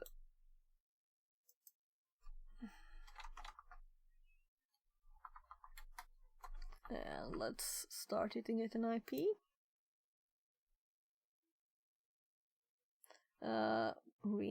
Read it. Meanwhile, in this room you will enumerate a Windows machine, gain initial access with Metasploit, use PowerShell to enumerate the machine, and escalate your privileges to administrator. If you don't have the right security tools or environment, please note that the machine does not respond to ICP. Deploy the machine. Who is the employee of the month? Okay, so to do anything we need the IP. We could read the next one, but well, I guess we could wait 20 seconds. What do you think? I'll clean up my getting a new fresh terminal window up meanwhile. So now we have that. So we can always, right, now we have the IP. So pasting it into the notes. And I'm blind. Steel, because I was thinking this was kind of similar name. New note. New note. Nmap. So let's look at it. Right, this was the special command. So if we do just S, no. If we do this, yeah, and paste the IP, and I've kind of stopped doing the tiny scan first. Let's just do all at once. Right, and if we had started with typing P, whatever. Well, now is anyway, remove that. So if I do like P, we would have gotten this one, yeah. There. Is this actually the right IP? Is it like the same as we had before? Oh, it's very similar. I have to look. Let's go to the notes quickly. Because I kind of feel this was the same name. Okay, so this is... Oh, it's not at all similar. It's not similar. It's just me getting, like, IP blindness, right?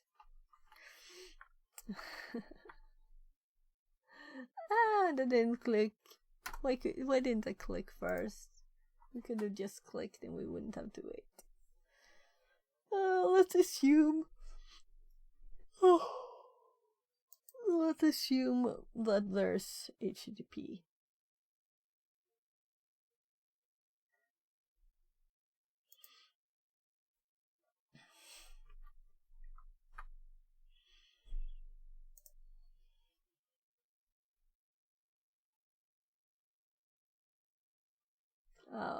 No burp.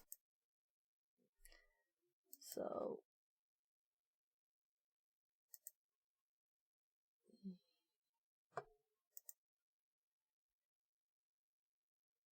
employee of the month, because I kind of thought that this was the thing, you know. The employee of the month. So no name.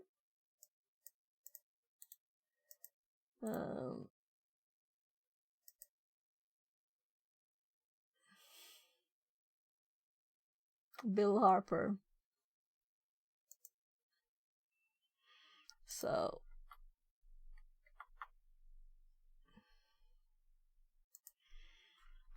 Bill Harper. This kind of question looks like a Linux website Gamer question, 77 right? says, "Good old Bill."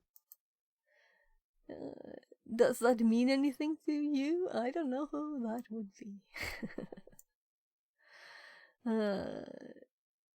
No, you have deployed the machine. Let's get an initial shell. Scan the machine with Nmap. What port is a web server running on? So let's see if we have the reply. Let's just quickly look it. Looks kind of boring, right? The page. So we got our Nmap results.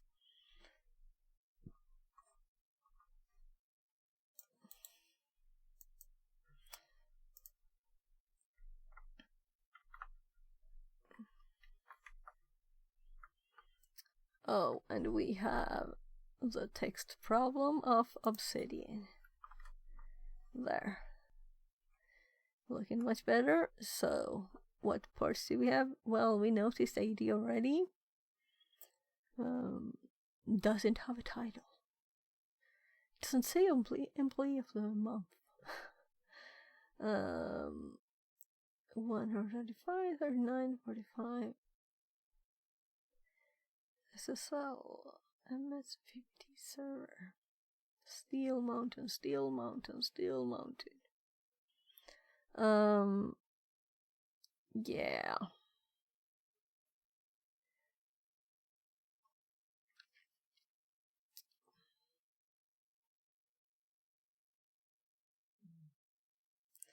HTTP file server. HTTP Puppy. HTTP Puppy. API stuff. PC. SMB information.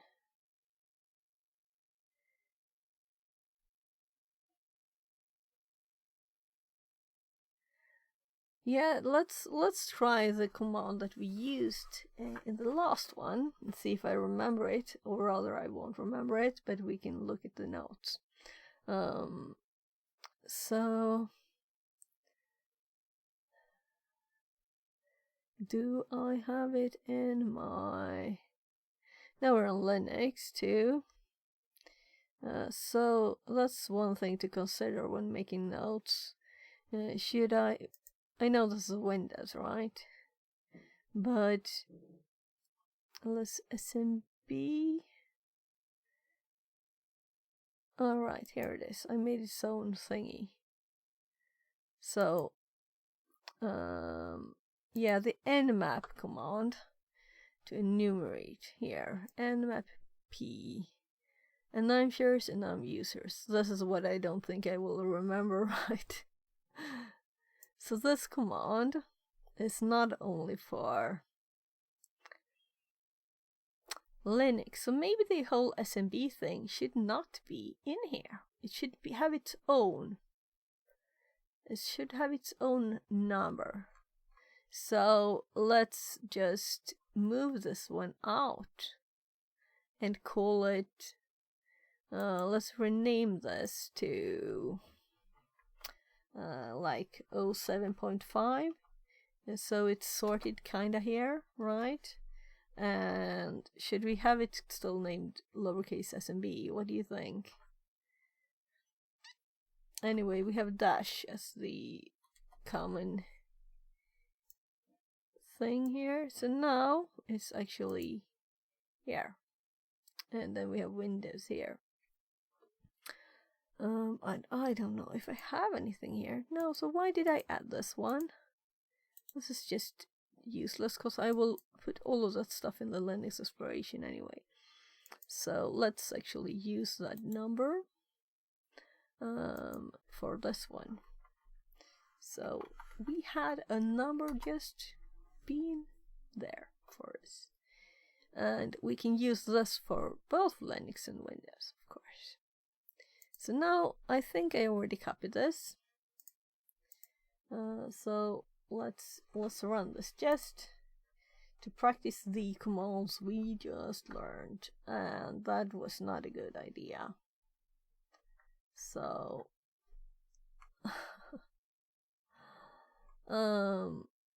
that's a bad idea. I did not copy it. Why did I think I copied it? I did select it, and why didn't I copy it then? So there, and this time it is not that IP. It is let's see, 114.253. Well, maybe it's not very strange that you kind of go, okay, there was nothing there.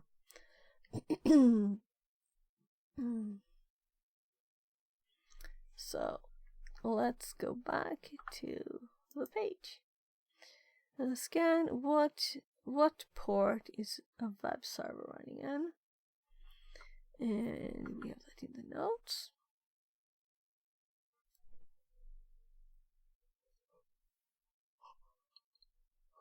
And it's meant for numbers, meaning this is kind of stupid.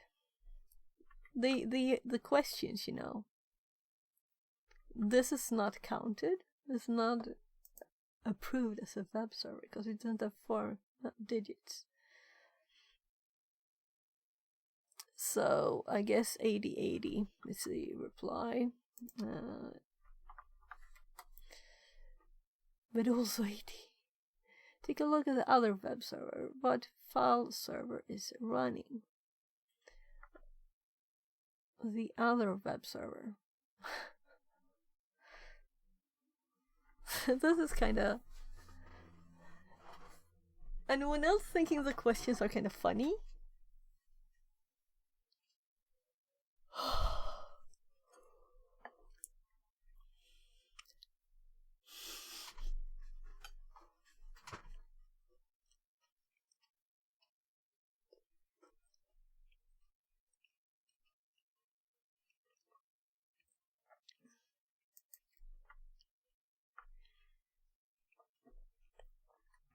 So when they talk about the other port, is this the same other or is it another other? Let's just read what it says. Is there something about a file server? Is this what they mean?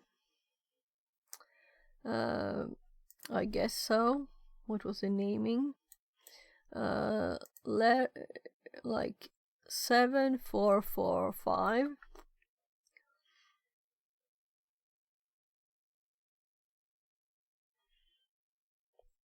Meaning it's not that.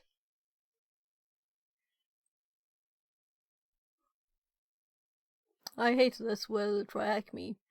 Trying to find something that fits instead of actually learning things. You're welcome to give me the solution if you have it on this one.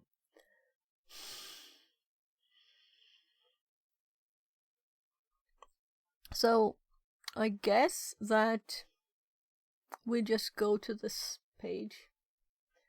But I'm annoyed at the naming of the questions, I guess.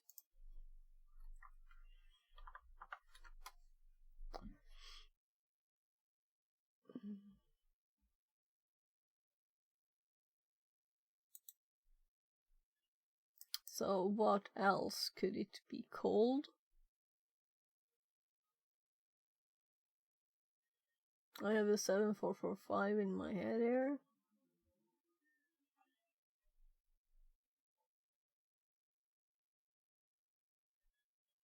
Because HTTP file server 2.3 is not that format of text. Oh, this is so tiny too. Let's make it a bit bigger.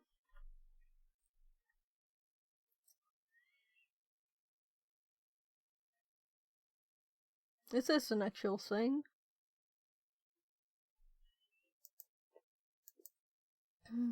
Also, let's turn this on now when it's on. So,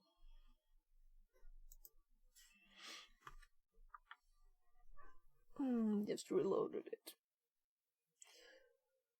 Oh.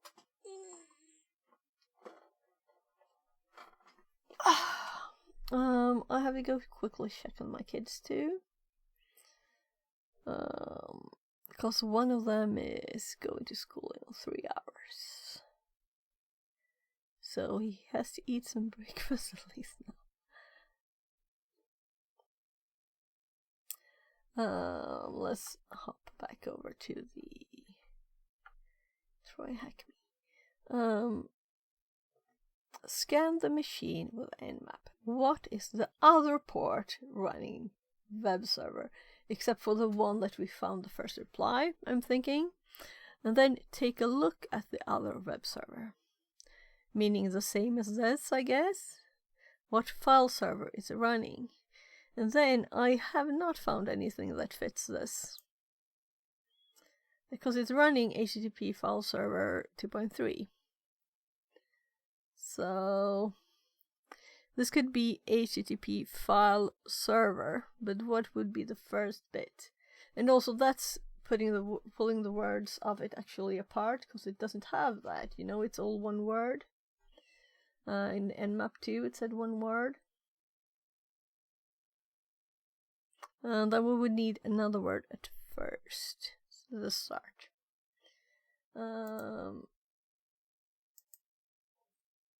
So right, we don't have the nice coloring when looking at it this way, but maybe it will help us anyway.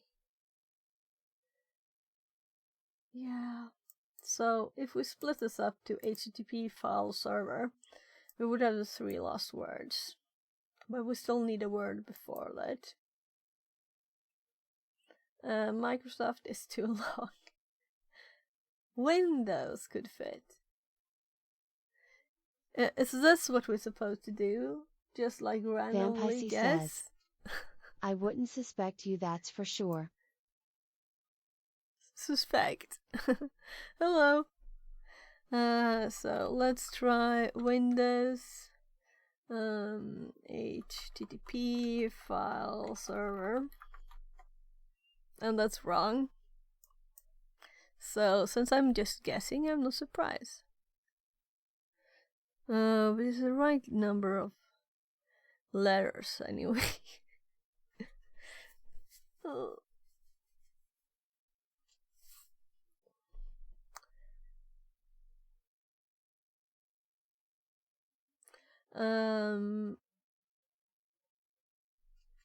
Yeah. So I'm going to go check on my kids, and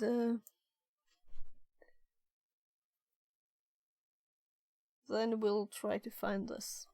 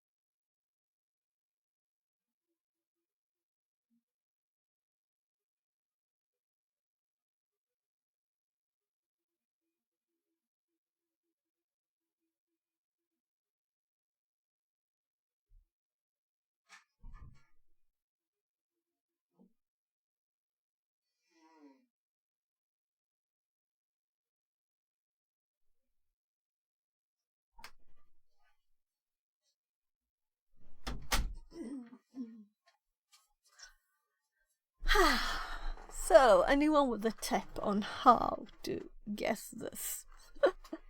We could, of course. Well, we know really the reply to this. The problem is the formatting, and that annoys me. Though we can see that we have this, so maybe we should just search.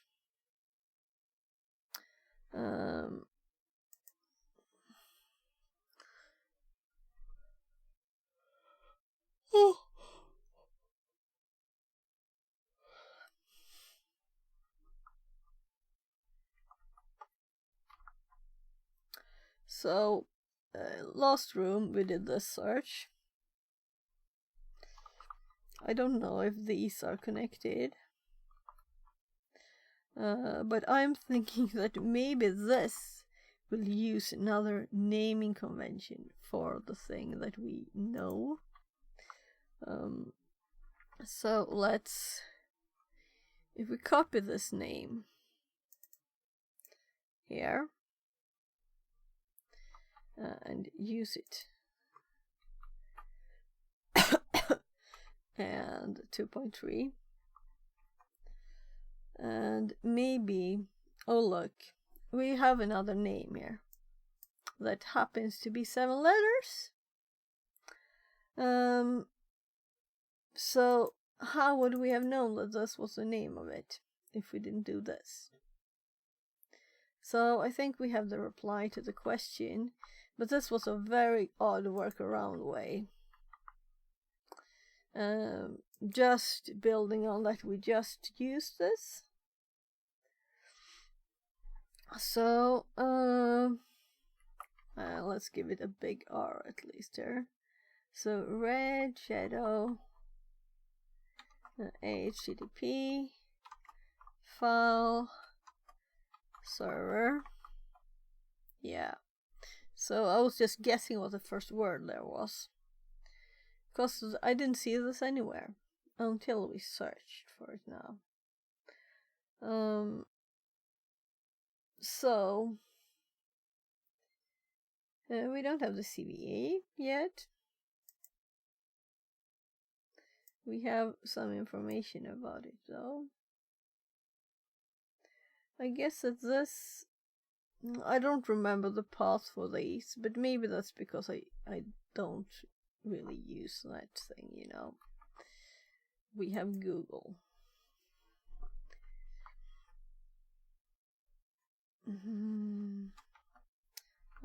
If we do just CVE2,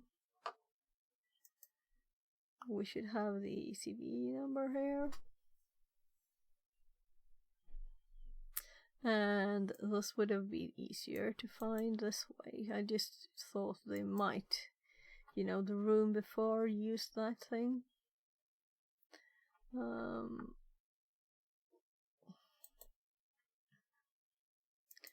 So we'll find.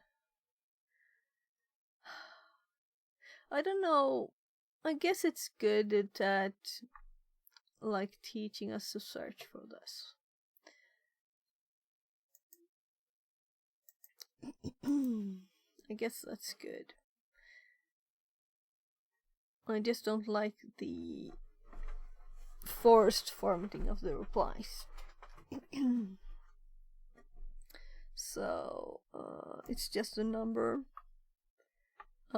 Okay, so I apparently got all of it, and it doesn't want this. It just wanted this many letters, and I had to look at how many letters there were supposed to be to know this, you know. Maybe CVE number is a hint too, and this is exploit DB. Yeah, but we needed that for this one too, right? Because here we also have, here we have the name formatted like they wanted. In this search, it's still not split up.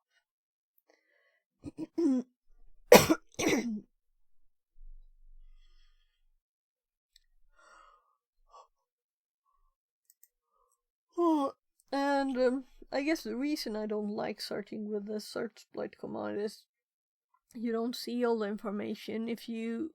I would have to remember the directory where this is put in. And also now we can just read it and we can just do it without having to complicate things. lib2 URL open arg. So IP port, and what is a save?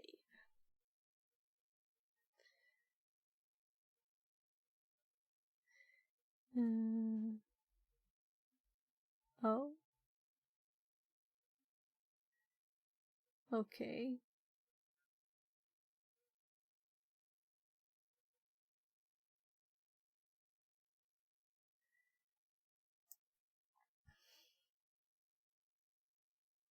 So I see NCEXE.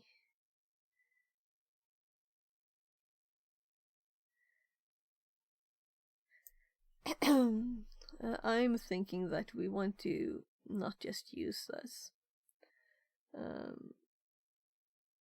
But let's quickly look at save. Is save plus this bit. VBS2. C users public C script.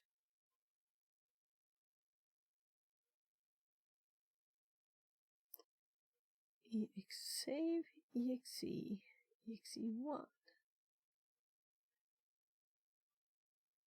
cmd exe ncexe.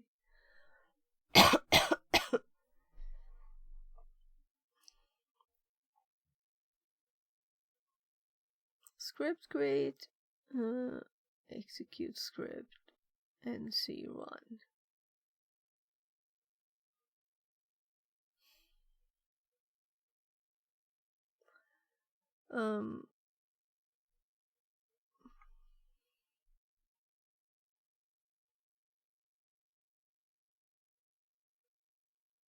It's kind of old too.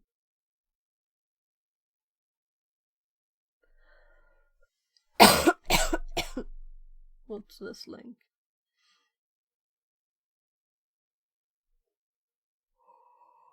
Zip file.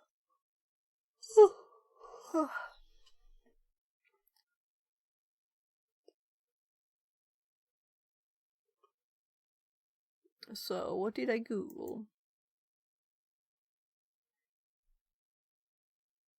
It might be a trick to actually Google for the CVE. I guess I would type exploit or PUC. So if we would do like PUC instead, and I wouldn't know this name, then we find something too. We would learn the name of it.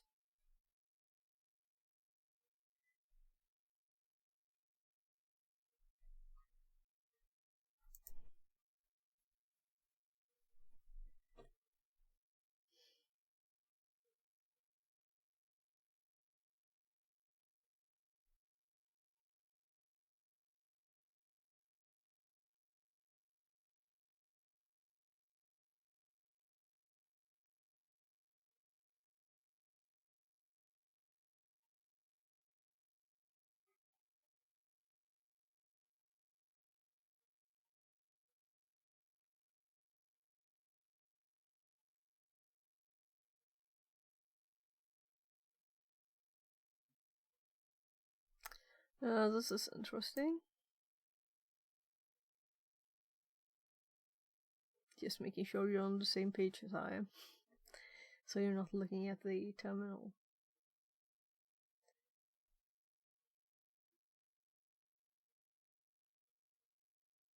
So the reason I'm not just running it is that I want to learn as much as possible from this, taking the opportunity.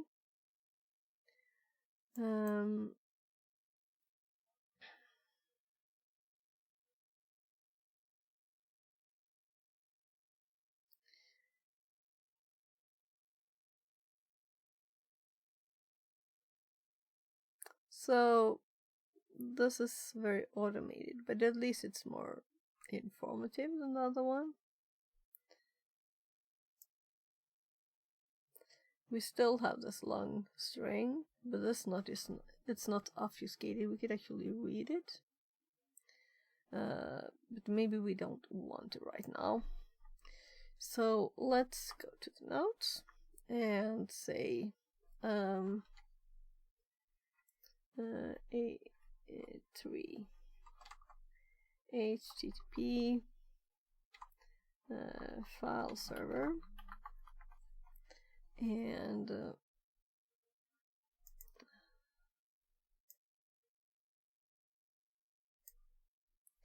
I'm actually going to copy the first search here too,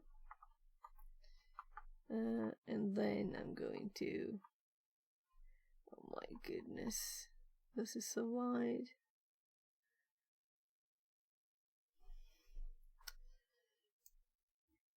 I wouldn't have to do this, but still annoying to have it so being so wide.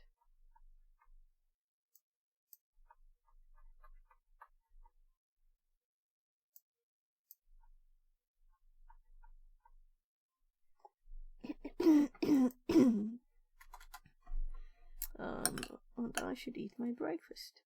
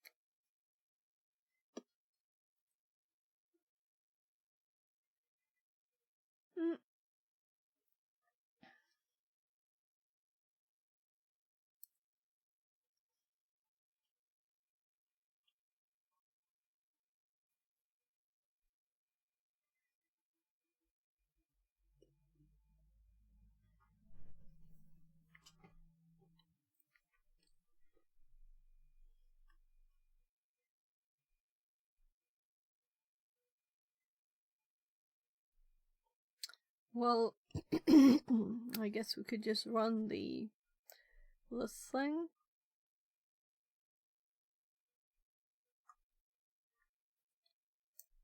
It is a bit old, so we'll see if it works.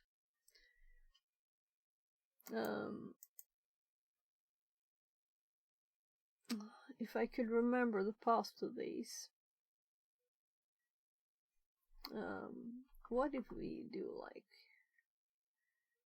if we do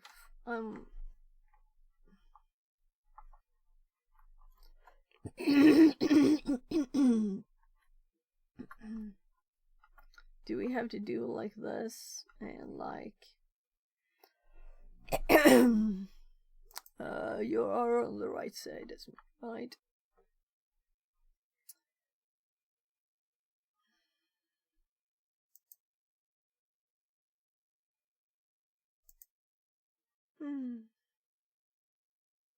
Yeah, it's you have to try do alt type.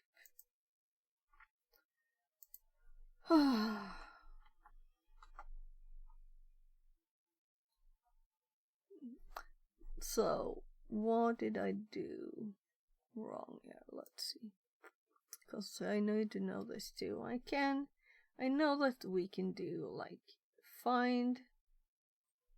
Oh, what happened?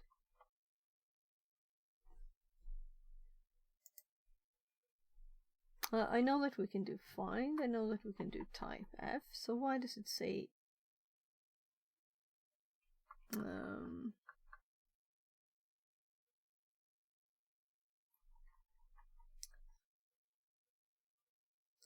we need something more there?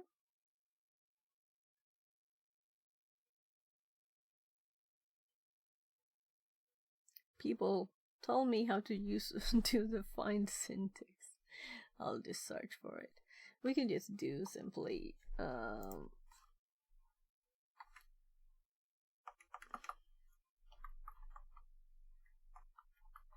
my god, I can't even spell help now. So, basic syntax, expression at the end,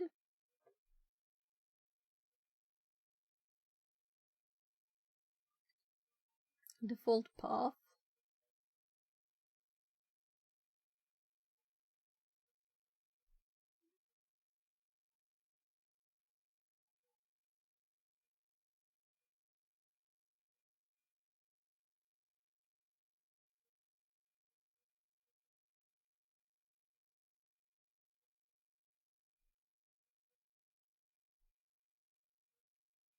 this is a learning opportunity, you know. But also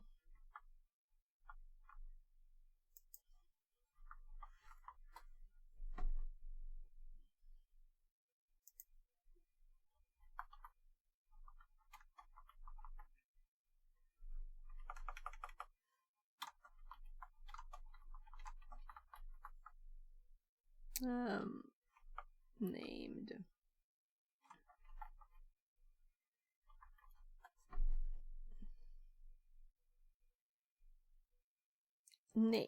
Name is what I was missing. Yeah. So, because this is a messy help. It's not very useful. So we need name. There. Still nothing. Okay. So, and I spelled it right. 49,125.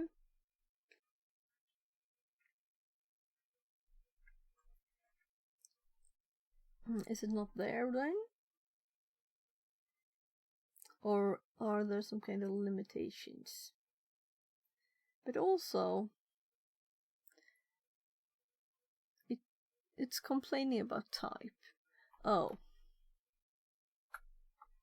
Was I too into Windows? I found the error. And we forgot to redirect the errors.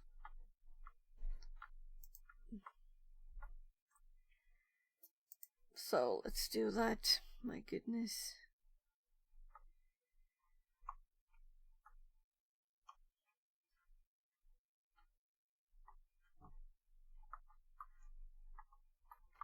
Using the right kind of arrows. So I did a backslash. I was thinking Windows already, I guess. Instead of slash. So there the file is. So now you don't have to search anymore. So let cat this file.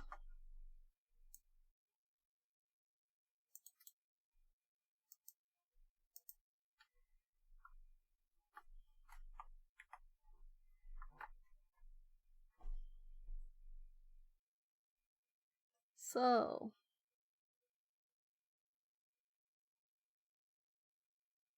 and this is dated 2020.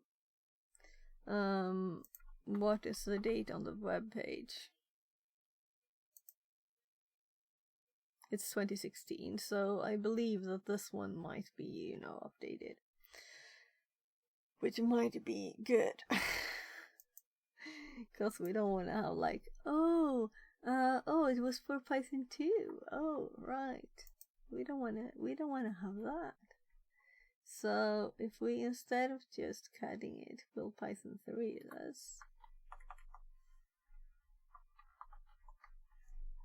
And this feels so very lazy to me, not actually checking exactly what the script does and doing it myself, but yeah. This was kind of more minimalistic. Mini reverse PS1.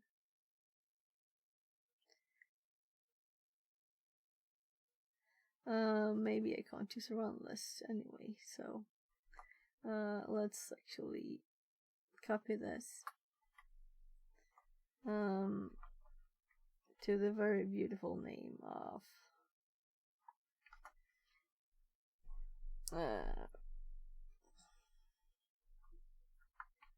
we have CVEs before, but I don't think we have anyone this old. I just wanted to see what my naming was, but I did call it like CVE dash. So 2014 20 6287 .py. So then we can have our own copy here. CVE there. So now we can actually look at it.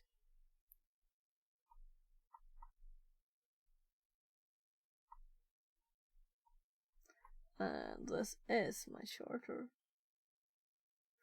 example.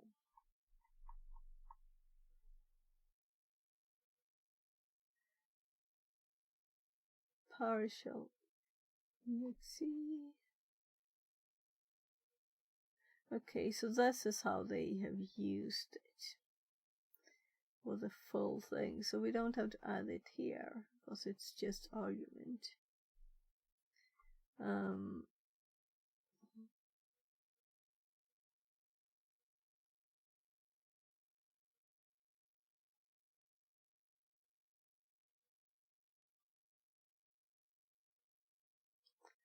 my, I'm getting tired.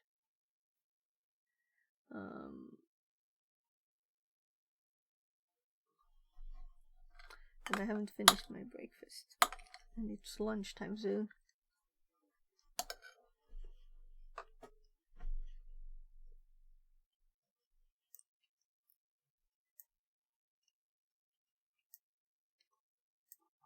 IP port C.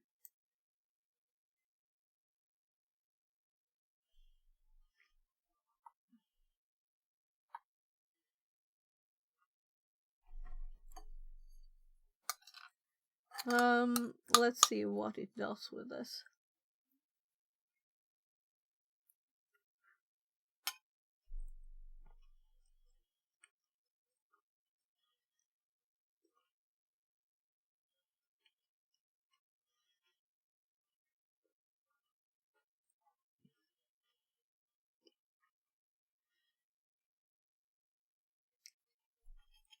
So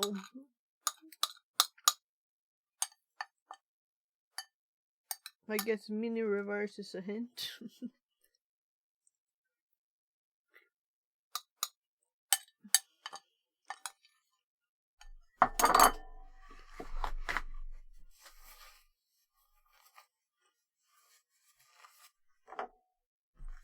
I think I have a rev and there's a special character there. Well, let's actually use the arrows here then.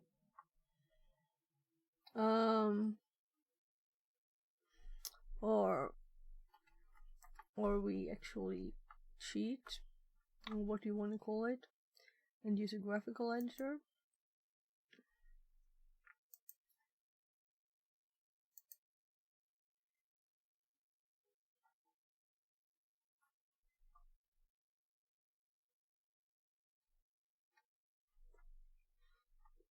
What?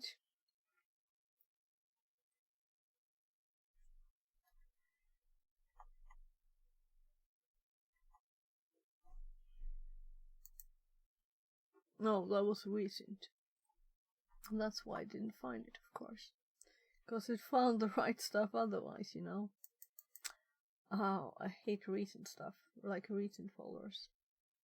So, I'm thinking we can just edit this so it's easier. Or we can just add it into here.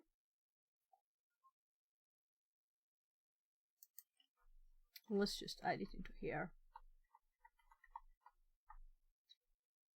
Yeah.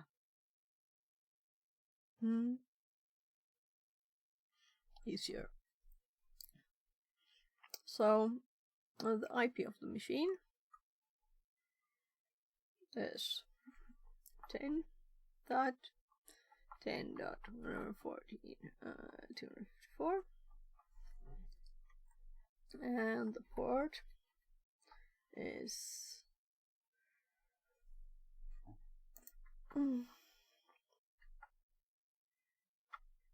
I'm just clicking on my nmap in the notes to confirm that it was actually 8080. Yes.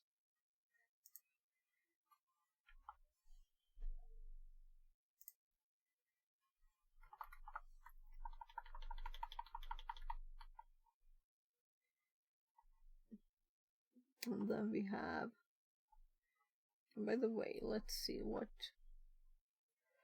okay.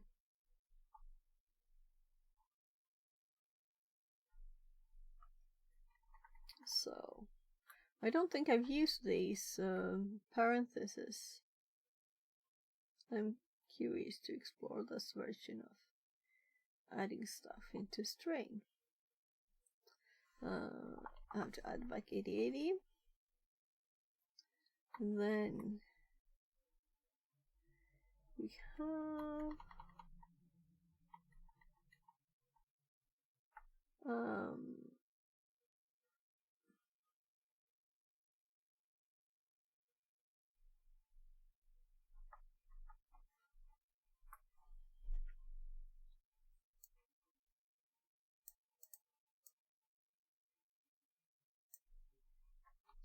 yeah, and I wouldn't do this in Nano if I can do it here.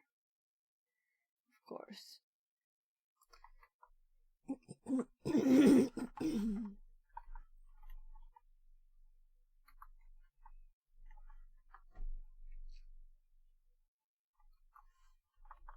How many mistakes have I made forgetting? It's actually shells if I don't do it just to the shells directory. And mine is called Revsh, but it's also like a K or something. Because my first one is for use with my local IP.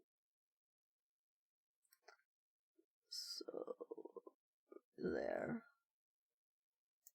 So if we open this one too, yeah, so this has the right information. Revshk.ps1.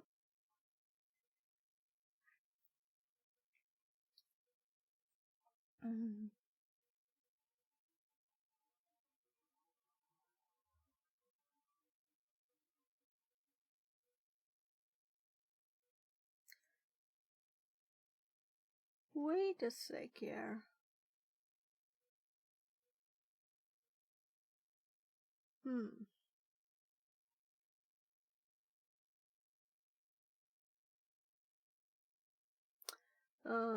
I think we might get problems this way.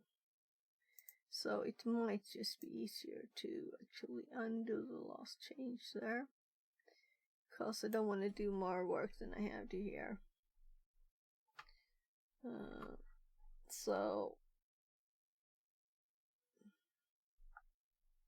we can actually edit this one instead, right? So let's paste it there. So we have it saved, because that was my point of this edit.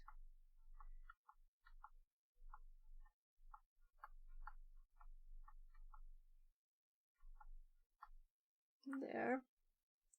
And for it to be the third argument, let's do those two back, and we have to paste that again, otherwise it was not be there. And we have IP, scrolling up in the notes for the nmap, 114.253, and it's 8080. So now we can just copy all of this. Only that the file name is not this. It is CVE.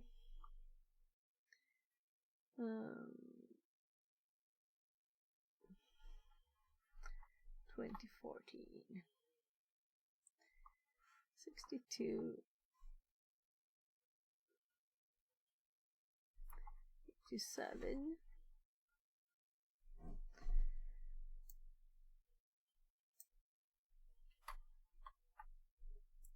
So let's just save that. Tiny edit, and let's paste it here. Of course we need to listen also.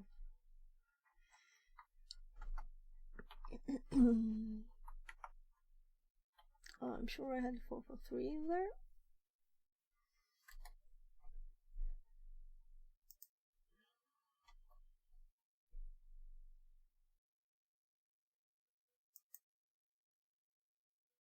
So it didn't do anything but send us a link. So that's what it does. Yeah.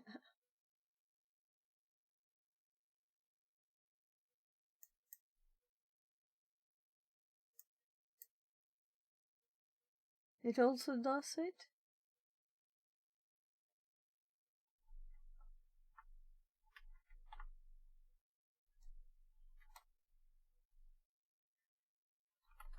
Just making sure we're not connecting to anything.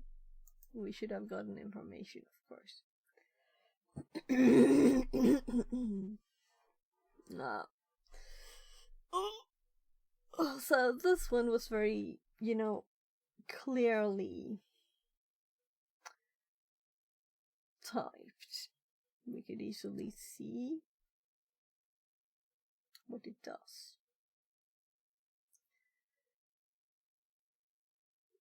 How would we know that this is a path to partial 1? And we want partial 1.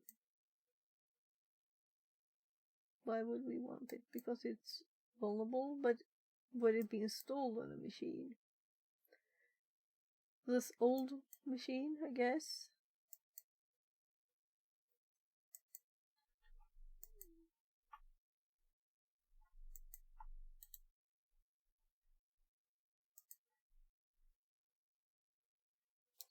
I tried to click the open link one several times.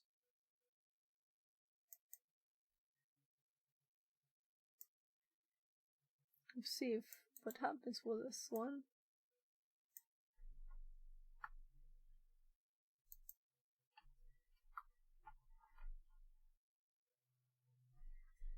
Just double checking. Annoying.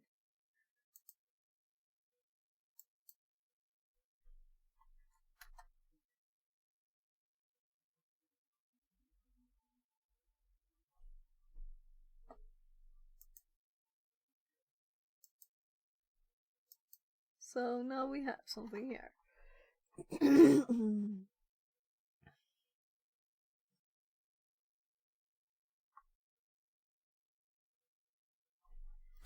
Maybe I should look more into what it actually is, the thing. At least running the script that was with searchploit, found a searchploit that was already on my machine, didn't just work. But I'm kind of thinking that I need to do other stuff today before we go, because I have a meeting later. So I would like to we could just run the one, let's see. I guess we could make a second one with the same name, right? So or we can save this as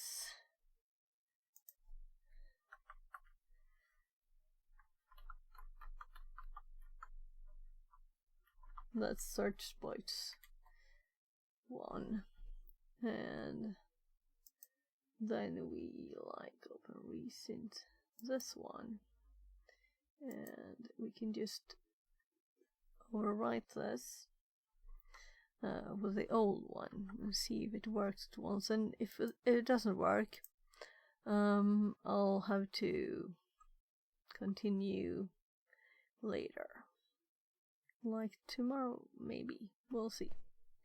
So download is downloading it.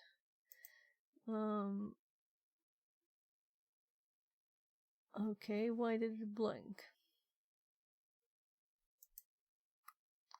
Okay. Did it actually run it? I assumed it would be like opening it for editing. Well, that's nice. Always run the exploits on your machine. That's a nice thing to always do, you know.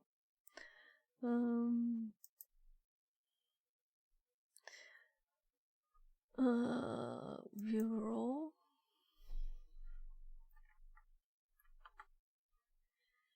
So I'm thinking there might be line breaks and stuff.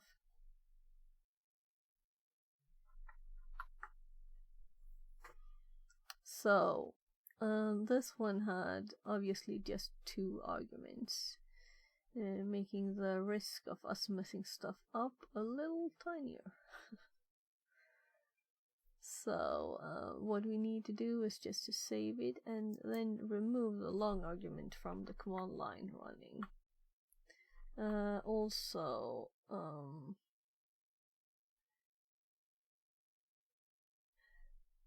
this is just an IP, and I'm kind of assuming we need 2. But it opened Netcat itself too. Let's actually close this one, and let's run this thing and see.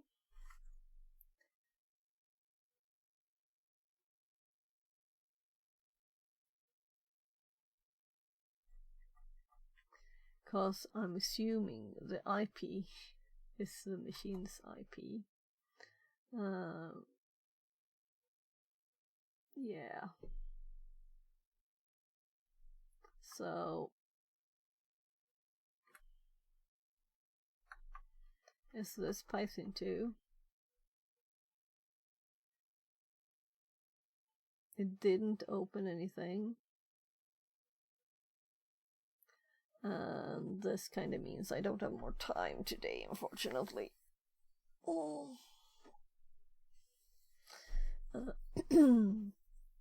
Because I could, like, I could, like, maybe do an hour more. But that would be very stressy.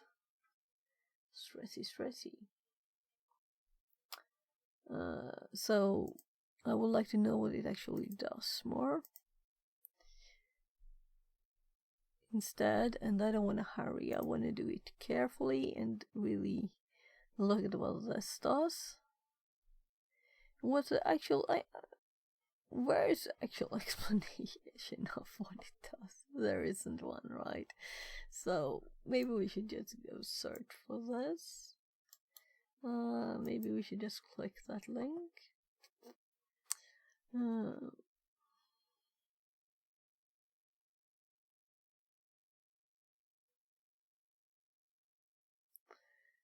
So find macro maker. Yeah, and that's where it added stuff.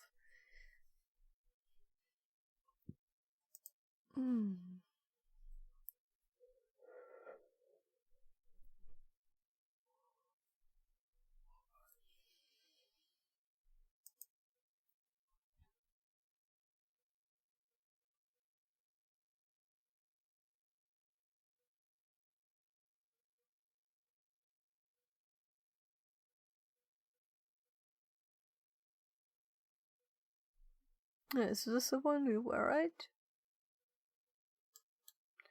And this is this one. Yes.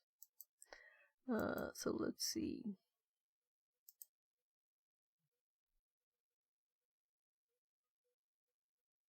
Okay. Right. I think it mentioned Metasploit, right? So maybe that's why it didn't work, because we need to run it through Metasploit. That might be the reason. Because it expects other stuff to be there that's not there. But I didn't see anything about that in the code.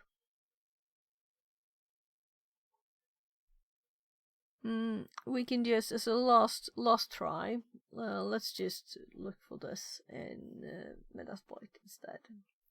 Though I prefer to actually, not go so high level.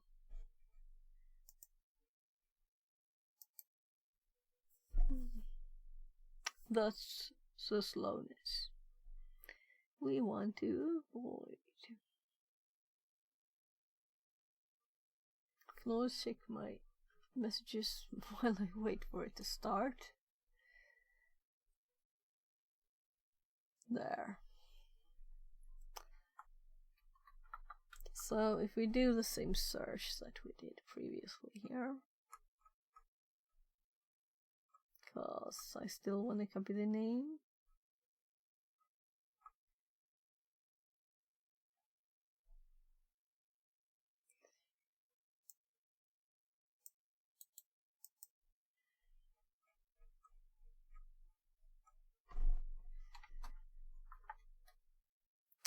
And we have just one thing, which is kind of what we expected. So let's say use 0. I guess it's good to repeat this one too. And then we do options to check it out. And we need to set the L host, but what about our host? Was it lots more here? Yeah, our host too, of course. So, set our host, our port 8080, and our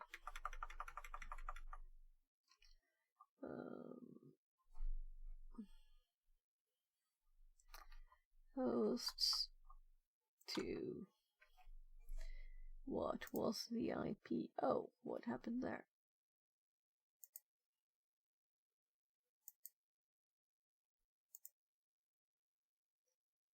Am I blind? Okay, it's somehow tiny somewhere. Is it here? Oh, look. How did that happen? Anyway, now I have the 10.10.114.253, and we have lhost. Set 10.18.21.136, and it can do whatever L-port it wants. So let's do options again and see if there's anything else we need to set.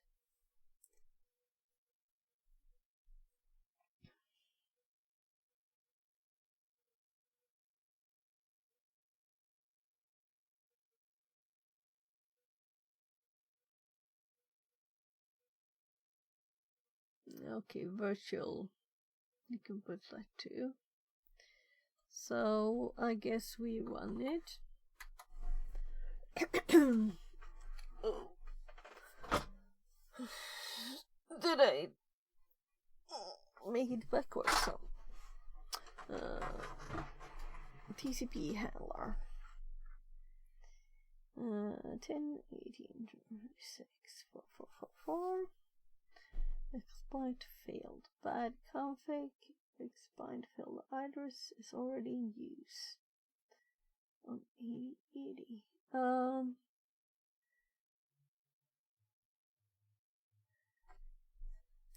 I'm thinking, what did I miss? The IP's up? What's up?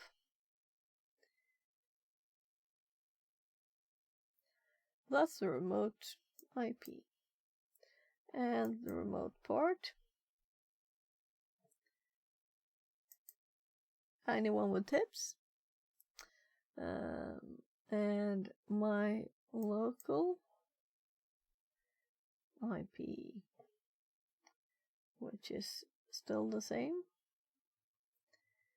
And we can always try another port.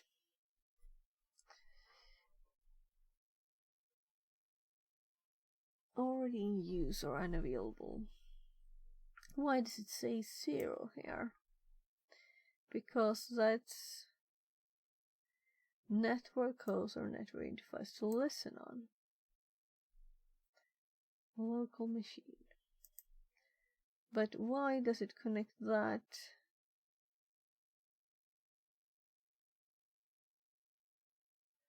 So, shouldn't I have set our port here? And the time is passing by, so I had to stop still. Any tips?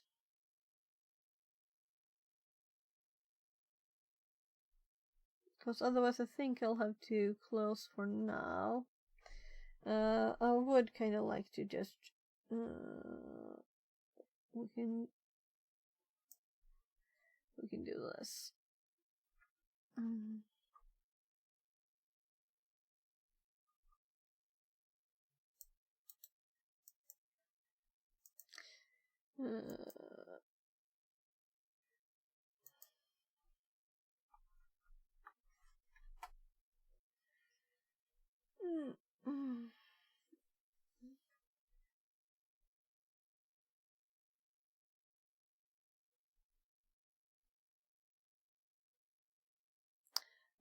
I just pasted it into ChatGPT, and it says it seems Kitty that says, export.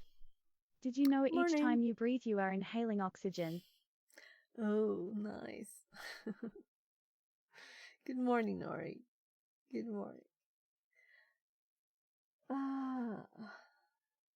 Yeah, so it's suggesting, let's see, I can switch.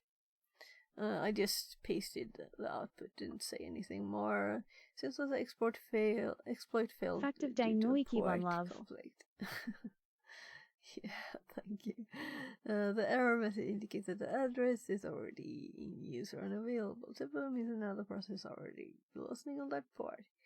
To resolve this issue, you can either stop the process that is using port 8080 or choose a different port. And I just realized that I never started the Python server for the other exploit. So that's why it didn't work, of course. We can run it again. That's kind of stupid. Extremely, actually. To resolve this issue, you can do this by setting the value of server port option in the exploit configuration. So, well, and apparently it's Arduino too. So let's see if this works, and if it doesn't work or if it works, both alternatives will just start the other thing. So let's just have this going, because we're not using that port for this, and then let's do this one too, because I didn't start it last time. And it doesn't have anything to do with this, just the last thing we did.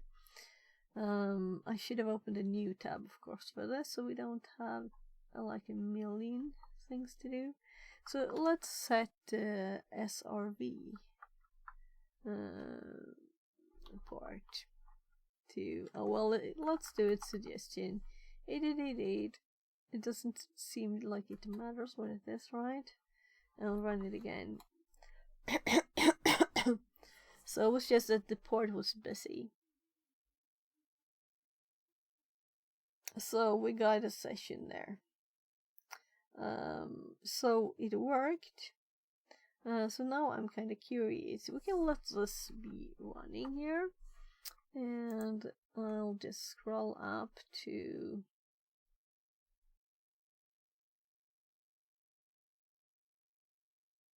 to this one here. For this one to work, we'd need to actually share this, and I didn't start it, meaning there was no possibility that it would work.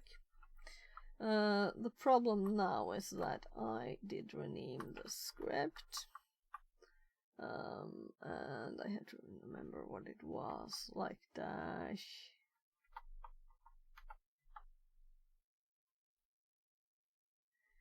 So we had it open here. So open recent search exploit. That's the new name.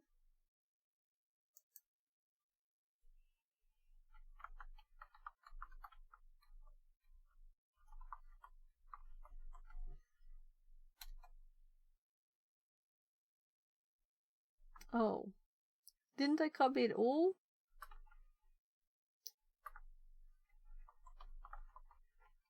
Well, of course it wasn't found, but seriously, I didn't copy it all. Well.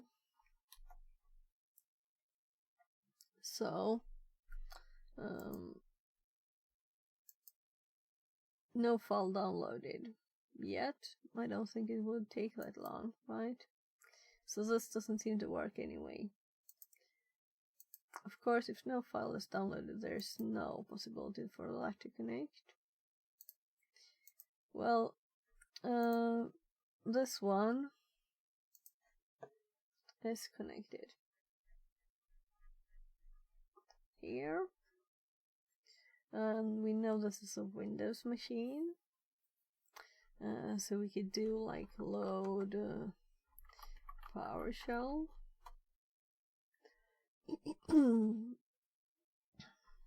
Let's look at what it wanted us to tell it.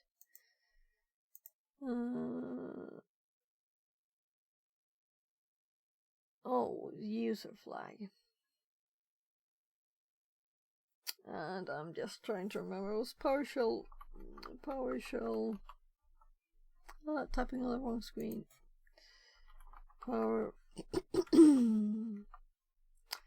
Shell.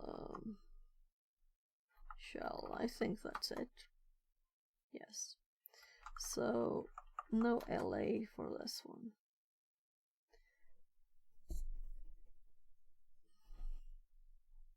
Bill update roaming.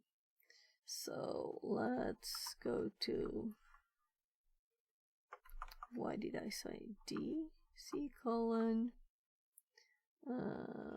users. We could just cd punct dot a few billion times. And no LA. CD desktop. No. And we can cat in this, right? User.txt. So now we have at least like a completed part of it. I kind of do feel a bit bad to stop at this point, though, right? So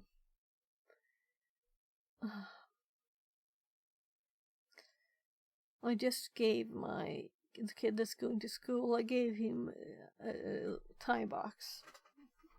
So he has eaten a bit, but he'll need something more before we go.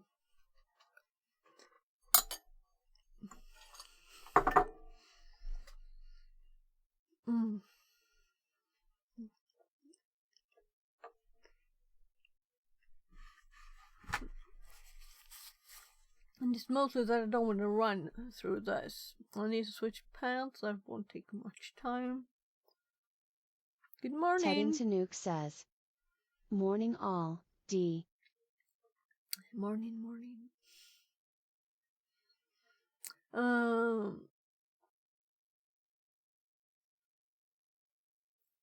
Yeah, so now we can enumerate the machine and escalate our privilege. We'll do a bit more. So to enumerate the machine, we will use a PowerShell script called power up. That's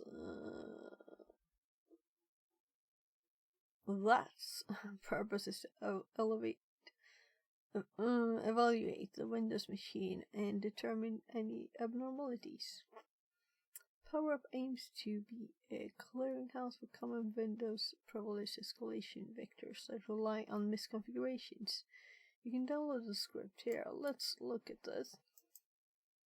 So, we have a long script. A damn long script. Oh my god.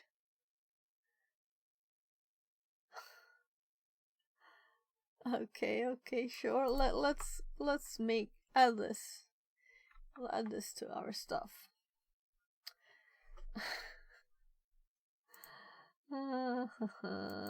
Let's add this. This is like crazy long. It's crazy long. Seriously. Look. 4,990 lines.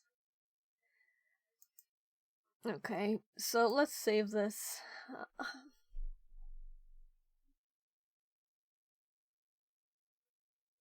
I guess I should make a new directory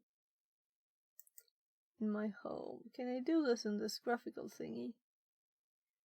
I'm not used to graphical interfaces in Linux. So let's make one called not exploits but enum. Let's call it enum. So and let's call this one power up. Let's use the same way that is actually typed there. I guess that this is where I should move my other, like linear num and stuff. So now we have a very, very long PowerShell script. And I did keep this running. So we can close this. And should we close this one too? Yes, we do. So let's go back and look at the rest of the room. You can download the script here. If you want to download it via the command line, be careful not to download the GitHub page instead of the raw script. Now you can use the upload command in the Metasploit to upload the script. Okay, so we're going to here.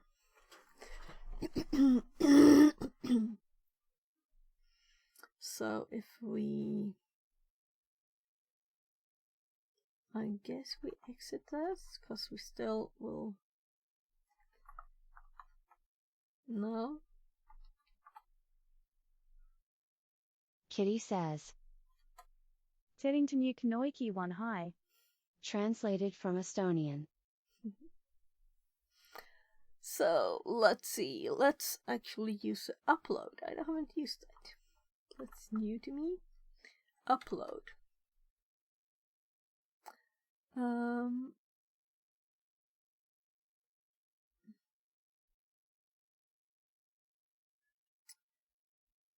Then I have it in. Can you use like home paths here?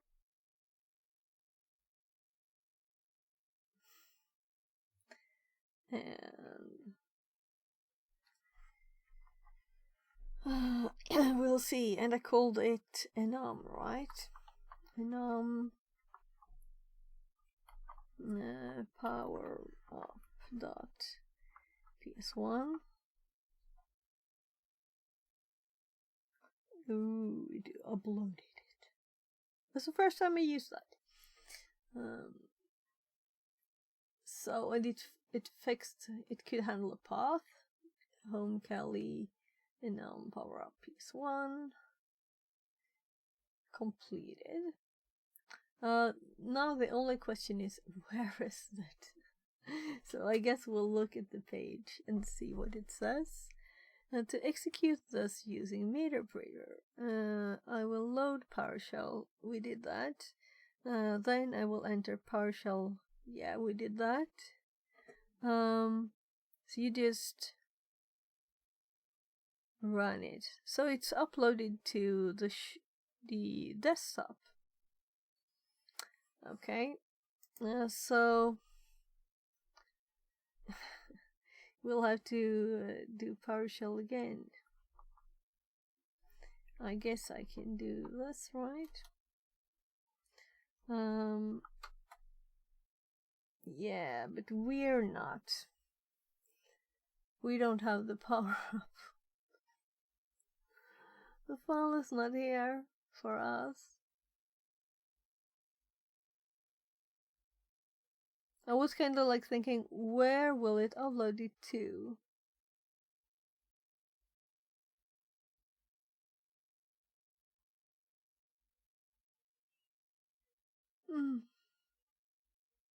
We can search here, but there should be a logical position where it actually puts the file, right? And that's where it put the file here. I'm going to cd dot and actually cd desktop with the capital in case it's got crazy here. And no, it's not there.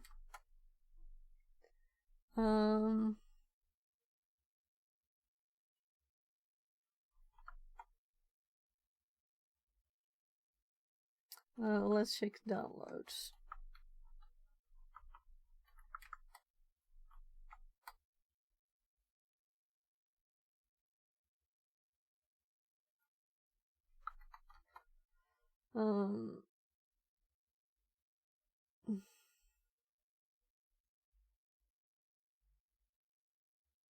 All the time I'm evaluating how much it's worth in time, you know, and how much time I have for this.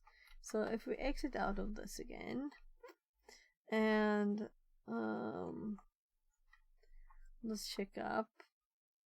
We did this upload, and it was supposed to work and pop into our desktop apparently, and by default in theirs. So I think we can search. So let's do help, and let's look at the, is it search, find, whatever is it.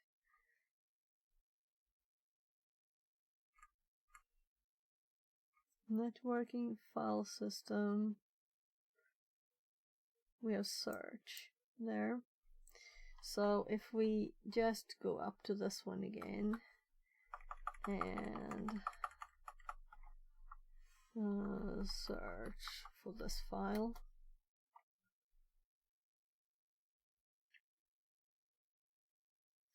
Okay, so it needs F.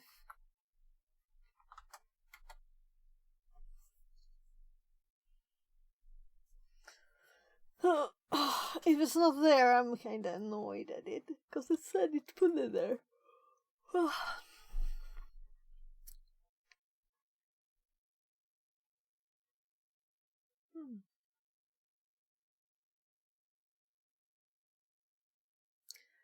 Maybe I should actually use this time.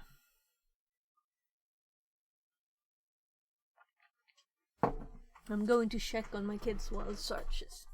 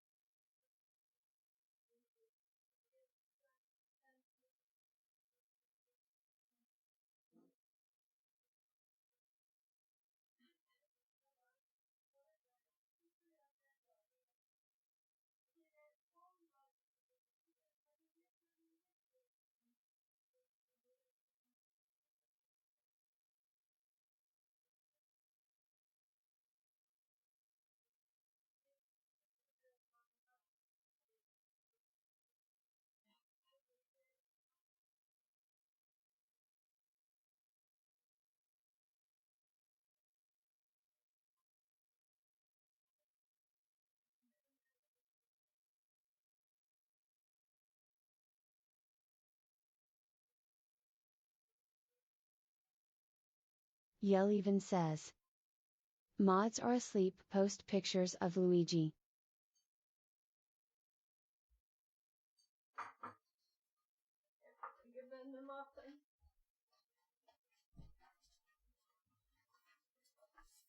You know I can hear everything, right?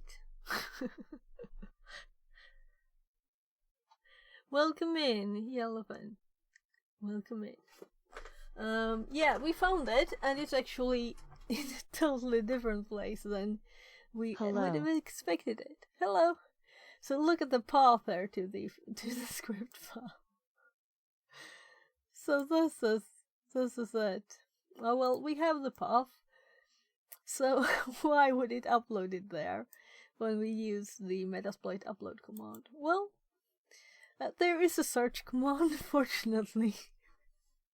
I would not have found it. I can promise you, I would not have found it without searching in the machine, and that crashed it once for me, so I want to avoid that.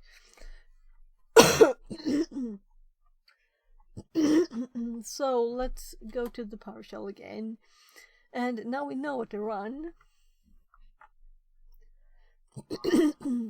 Yes? I'm gonna shower. Oh, coolt gubben. Ska du ha hjälp av mig? Yeah, a little. Okay. I'll be right back.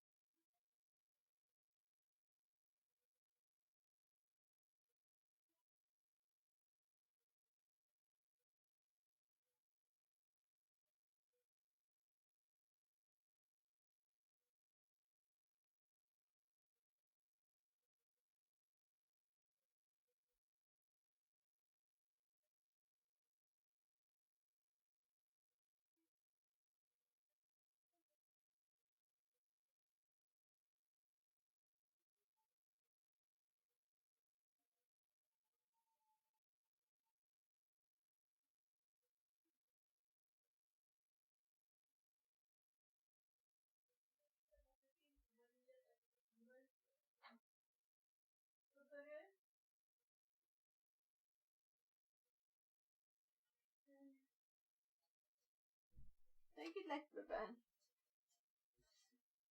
Oh. Ah. So I got some more food for my oldest too. And trying to explain that he has a meeting with his school on Discord in half an hour. So yeah, right, we were just about to run it, but I want to actually see it when it runs. I was thinking when it was going, should I have started it? Will this take forever to run? You know, what are a few lines of code in this?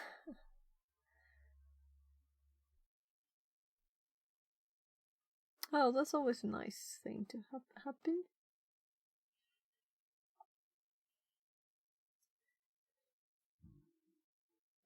So, start. Okay. You can see, right? It's the path. I guess we will have to. I don't think it can arrow around unless. So let's just. It was so slow, I thought it must have started, but it actually didn't start, so.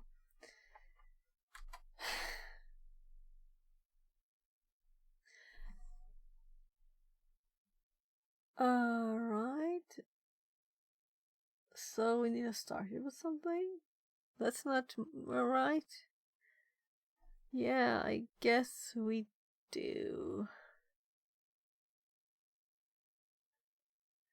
I'm looking at the page. Alright, I think it's a dot, right? They see it. Or maybe it actually did it. Or just typed it back. So if we actually cd into this path, this very odd path, and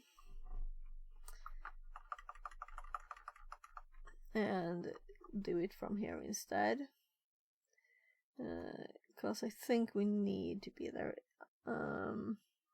With all the aliases, I assume that pwd works, right?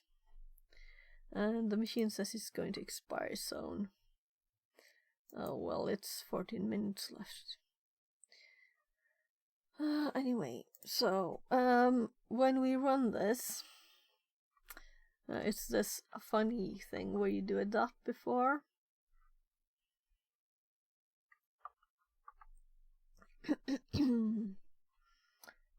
So power up dot ps1. I'll have to look into this dot thing.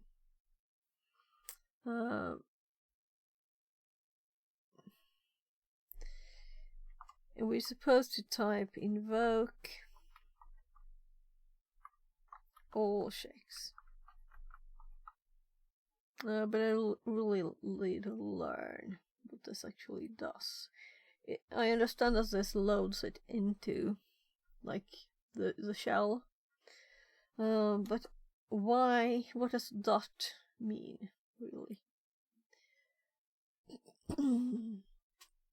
So what I did now is to actually go into the directory. They were into in desktop here.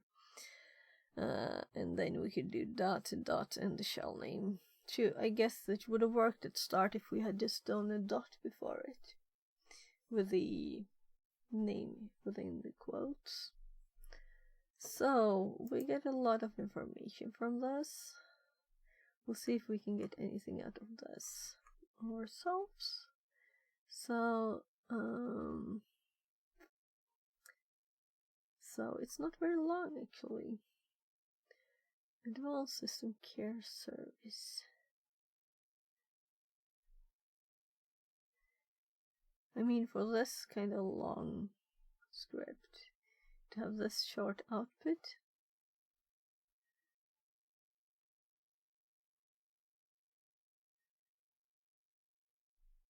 I can see that this bell. on these. And here we also have bell. So does it search for stuff that's related to our current account?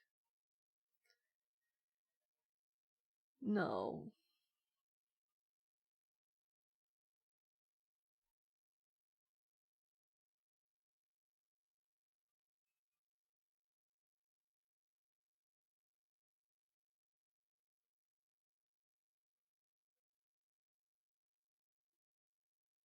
Abuse function. Abuse function.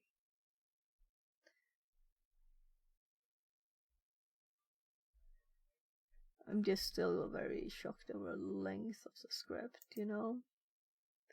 It's 5,000 lines. Almost. 4,490. So it ran kind of quick.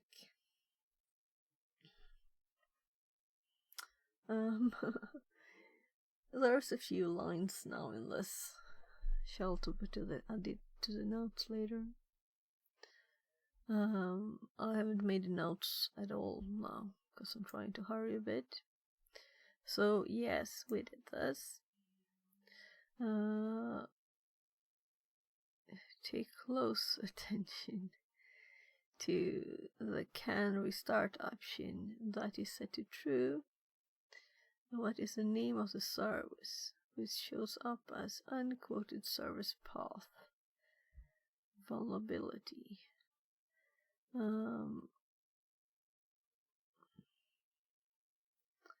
So let's look. I think that was like in the end.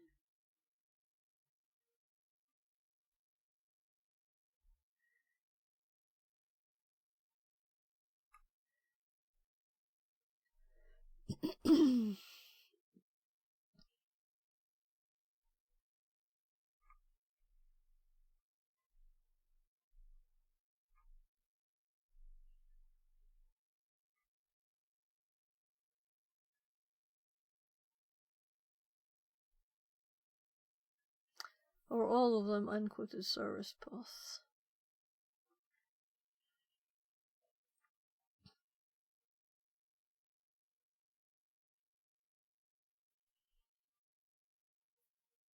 Oh, I thought it was chat, but it was just thus telling me it has a low battery.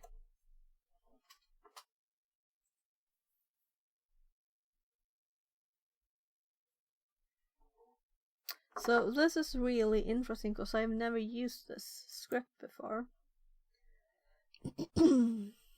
So, but also it's not really easy to see the information. So maybe I should actually copy and paste this to my notes. Because that's, you know, the normal thing to do for me. So let's just do this. Oh, maybe we don't need all of this.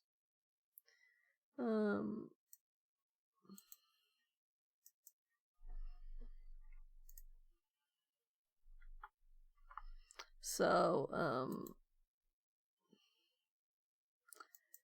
I'm thinking this is like 5 or whatever, you know. Power gel.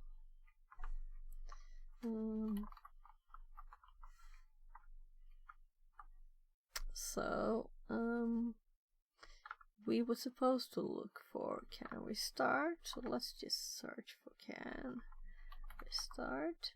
Okay, so it was the first one because when I read it the first time I read that but then I couldn't find it again. Maybe because I started at the bottom, who knows.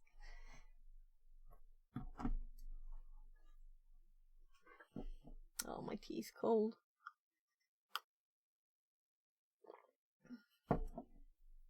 That's the first thing I've actually drunk in just a little before there. So, the name of the service is this. So, tell me more about this. The can restart option being true allows us to restart a service on a system. The directory to the application is also writable. This means we can replace the legitimate application with our malicious one to restart the service. Okay. Okay, well, so we did lots of MSF Venom last week, so I'm just going to copy this. But it's a shell reverse TCP for Windows. No specifications more than that.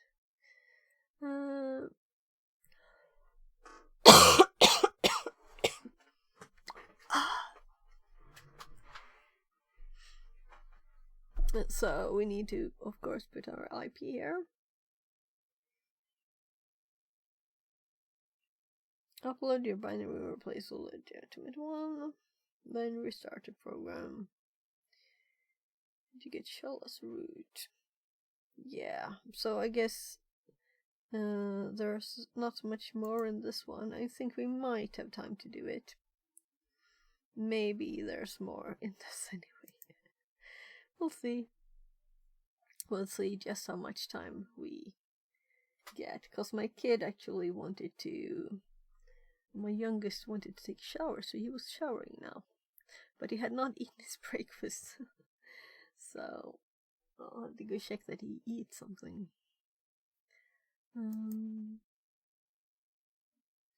Yeah, so let's continue here. Let's go to the machine again, and let's open a new tab. I saved this one in case we needed it, but I don't think we will. We used the upload functionality of Media Operator that I had not used before. So what on earth was I going to paste here? This thing, yes. Advanced XE. That's such a horrible name. Is it supposed to, yeah, Advanced System Care Service 9. And it's supposed to be called Advanced.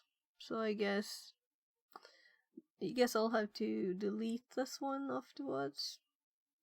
Though I'm kind of thinking I will.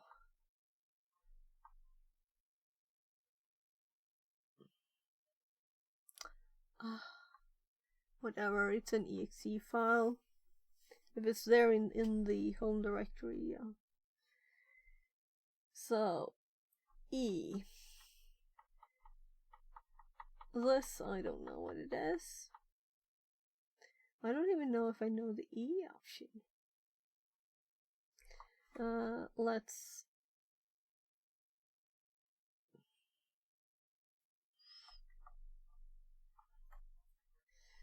E. Encoder. Alright, it's encoder.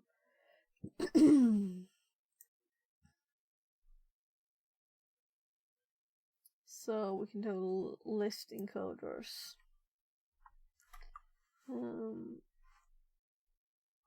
List encoders.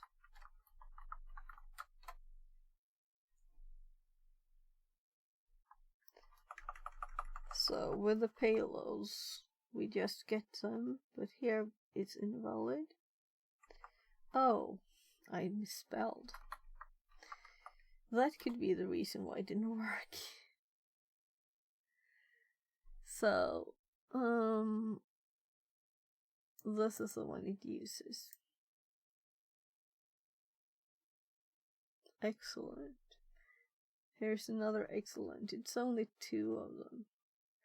Partial base 64 command encoder. So apparently this is the one to use then for executables. So then I understand the command I'm pasting, which is kind of good to do. It's a service exe.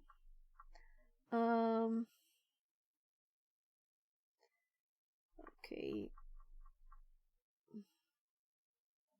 I'm just thinking, it won't tell us anything else.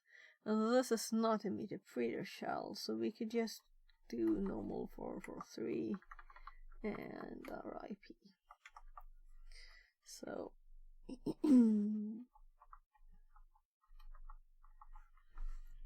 there.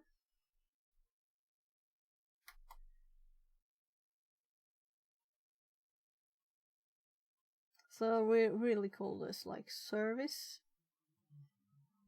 but we can rename it afterwards.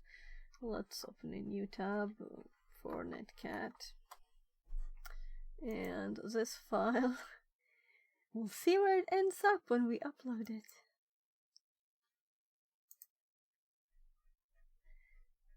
So, let's just quickly look at this one again. So, we have also unquoted paths, but we're not using that then.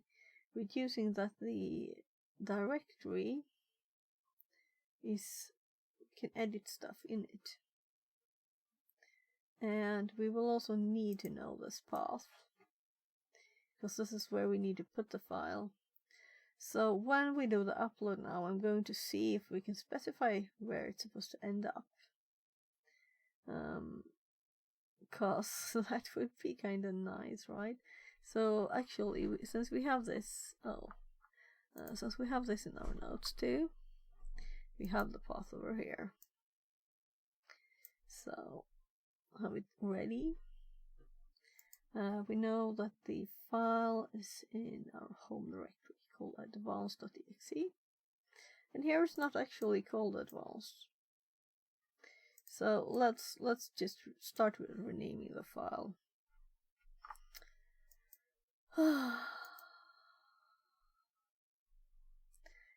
So let's just the advanced to the same file name.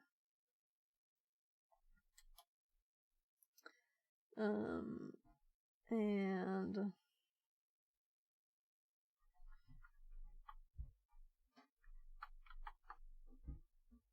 here,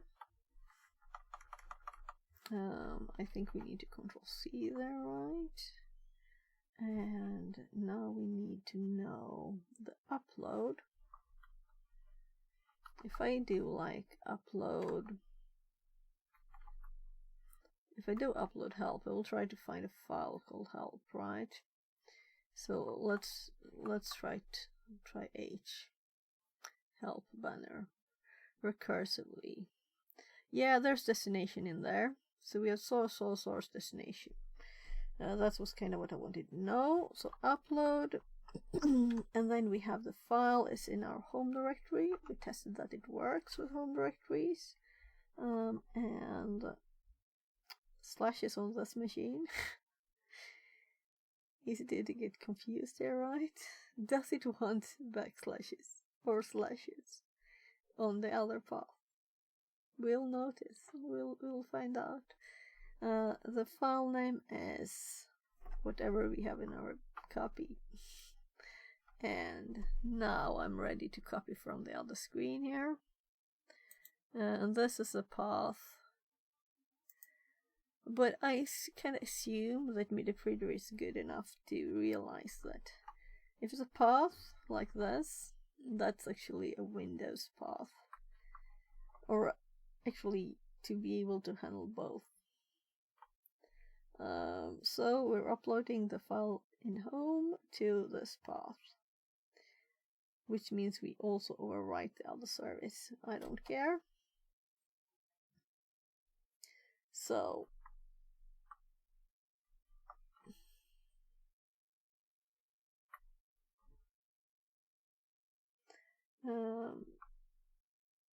unmatched quote. No, it was not an unmatched quote. So right. Oh, it was because it used a backslash. It's a backslash. Let's try these. Oh, that's so annoying. I get what it said, but I think this should work too, right? I cannot access a file that is being used. Okay, so we can restart it.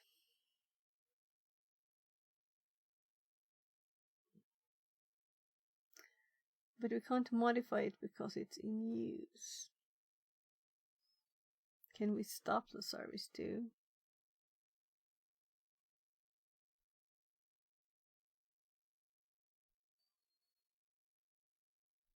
If we can restart it, we should be able to stop it, right? So we just stop the service first. But the command worked now. I guess just removing the last backslash would have worked probably too.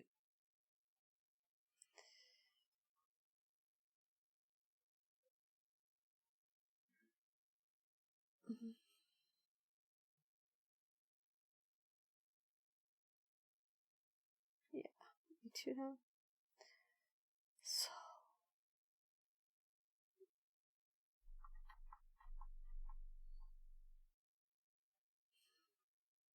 I guess I'll need to remember how to stop services.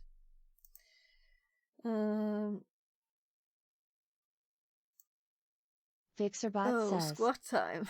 Sure. Time to move it, move it. 10 squats redeemed. I'll do it. I'll just do the search first. PS command to restart service to stop service, and we can put the file there, but it doesn't matter. Stop. Okay.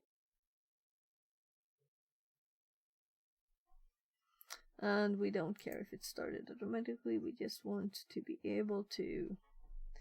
1 second, I'll do the squats.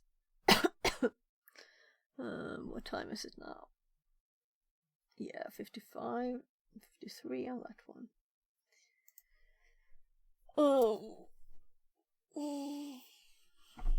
I'll have to go remind my kids actually.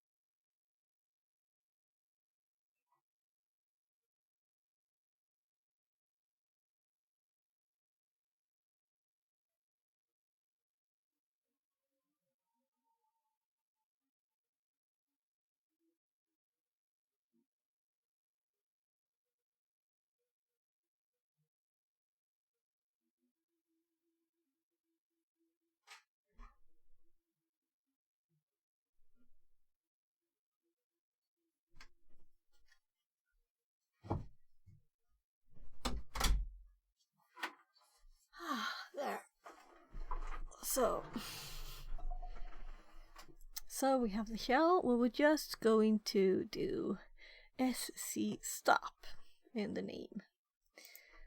So let's do that. Sc stop. And I don't think we need those. ASC service. And now, if we exit this, I guess we could just background it, but maybe I should do that. Maybe that's nicer than having channels just all over the place. They're going up. So now we should be able to upload the file because it shouldn't be started. No, it's still in use by another process. So did we manage to stop it then? Or was it just started automatically? Maybe it was just started.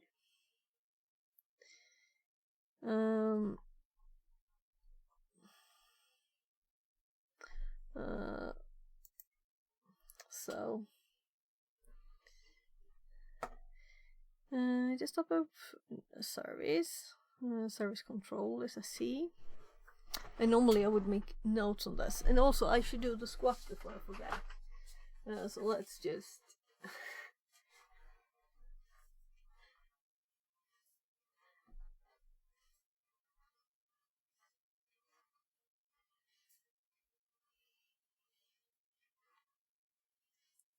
nine, 10. So my thighs kind of feel that. So right. Yeah, this is for commanders administrative, but we already we know that we had permissions for this one.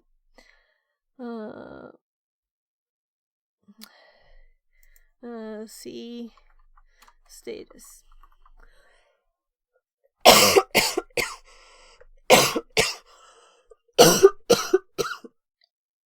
Query, okay. So if we can we arrow up? No, because we didn't a new one. So if we sc, typing at the wrong place. Sc query ASC service. No, we don't get anything back.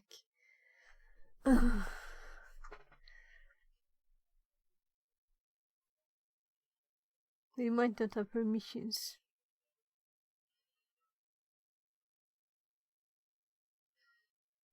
So I'm thinking maybe we should have used the other file name. We could possibly just copy it with the other file name. Simpler view of the service status. Let's try this then. Sc query ex. And let's use these for once. I don't think it matters. And you see service. And we don't get anything back, which could mean that it doesn't work. I hate PowerShell. We could have not used PowerShell, right? So,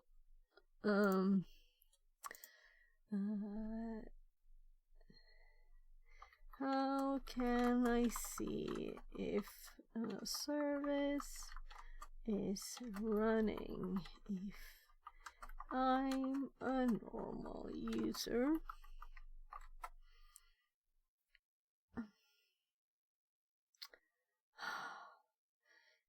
On the PS prompt.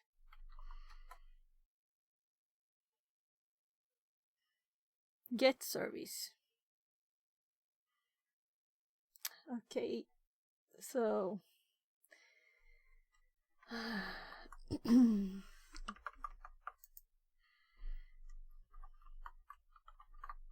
When I do things like this, you're very welcome to come with advice and tips and more information to give me more knowledge about it. You see service there. So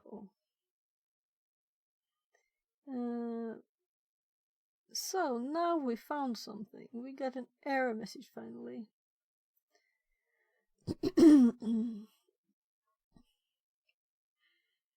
Yell even says, SC is an alias for set content for in PowerShell. sc.exe should work instead of sc in a PowerShell session.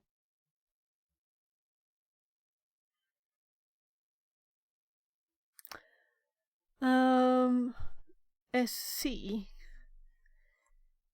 Let's scroll up here. Because SC was here said to be service control command. It's not set content, it's meant to be service control. That's why we try to stop services with it.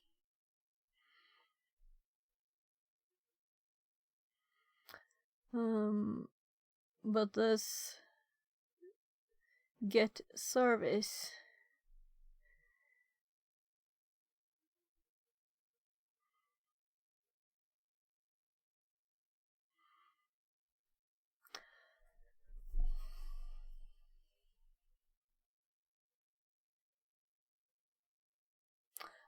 let's try Know that it's a cmd.exe tool.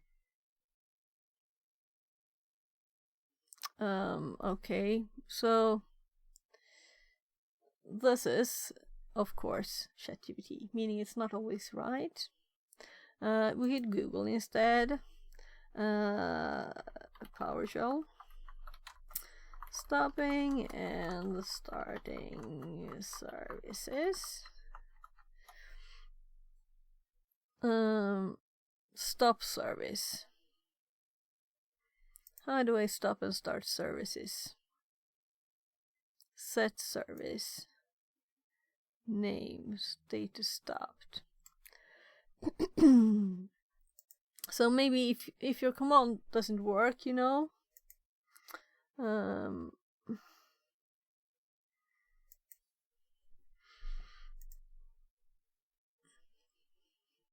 if this is not a Microsoft page, no,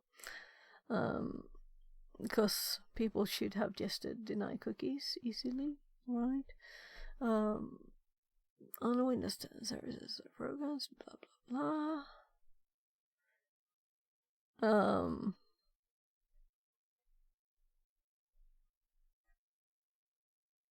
So from PowerShell, get service, get service name, and we can probably just use that, which we tried. Exactly this is what we tried. We could also do stop service. So if you look here, you can see that this is, I just got a pop-up on the page. That's what we did. And they can't find any service. That might mean that it's stopped, but it shouldn't be, right? So let's confirm that I was not stupid and mistyped the name. Yeah, right. I think actually this is the name of the service is this long thingy and not the name of the exe. So my error, meaning this command actually worked since it gave us a message, you know. So we have confirmed that this is the right one. So get service name and long infinite name, and it's running. So now we need to stop it. So, oh, sorry. If we look at this page again, and now we want to stop it. Stop server name. So instead of this, we do stop. And we just do the rest of this. And since we don't have arrow ups or anything there, so if we now do get, now it stopped, meaning if we, let's background it this time again, and if we now do our upload here, we should be able to overwrite the file. Yay. So now we can go back. I think it's like sessions.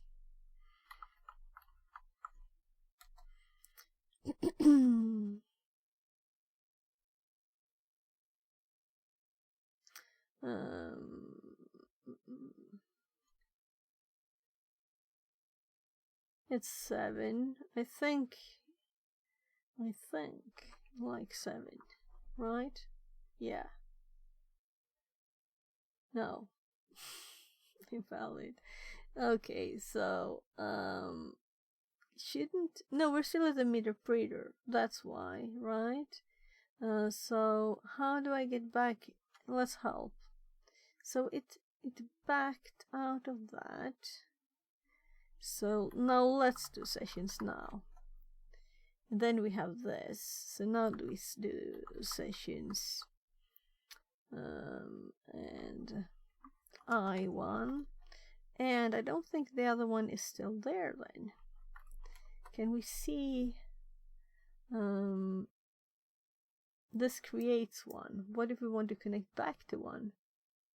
It could be just like foreground or something, right?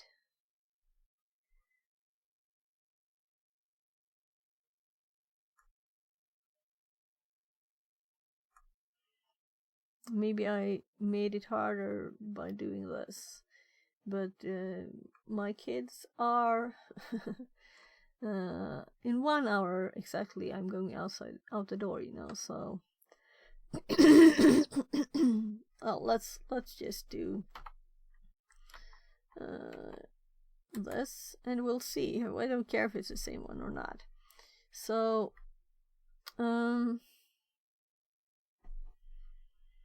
I do care about the old stuff though. This is what annoys me with the meter breeder or Nemesis console. They did so much scrolling if you want to see the old stuff. So much text, so much space everywhere. So, if we now do this again, it should definitely be stopped. So there. So now we just trying with the same naming.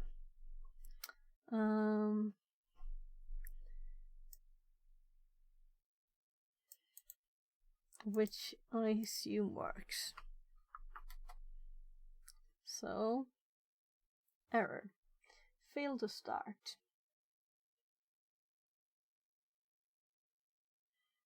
So, the question is why? So, I'm kind of annoyed that arrow up doesn't work. This cute meter breeders thing.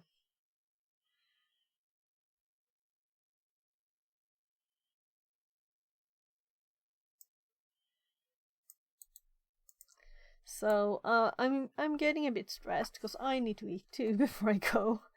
And it's still stopped, and we want to start it. And we overwrote the file, so we can't start it. The reason might be we're not in that directory, right? Because we're in this funny one. Yeah, and remember switching to this one. So maybe it's MSF console remembering things. Maybe there's a setting for where to upload and it's somehow set to this. So, the path. The path of the actual file. It's in the notes. We don't have to scroll up here. I'll just tab in to my notes, and I have the path here. And I'm just copying that text, and let's cd to whatever it was, and let's ls this one. And here we have possibly the file. And there's also a log. So let's just check if this is the size of our file. So where do we have? So if we ls LA here, I'm almost forgetting the LA now. And look at A, right?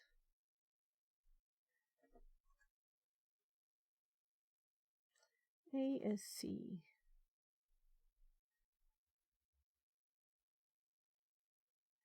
Here it is. So that's not the size, is it? Did it really upload it to the right place? How could we possibly know? Oh, look, this actually connected. So we have this one too. This was the other exploit of this one. So we can also use this one. That's the nice thing with testing several things, right? So we could also cd to the path, and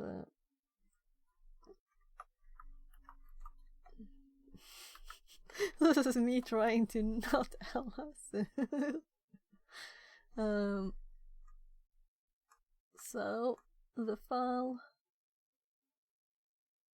Here we could just, get it another way too. This is nice to have the both. Unfortunately, I closed the tab where I actually did this.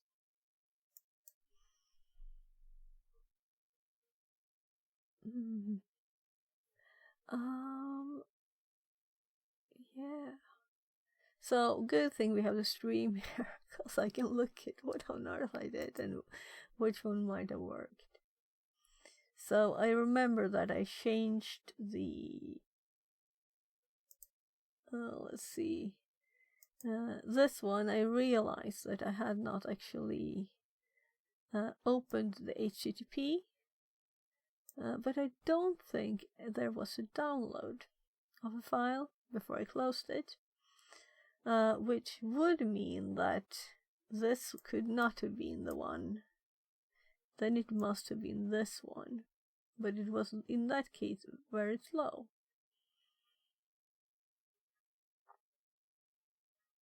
And this is kind of hard to read. But I'm thinking that this one...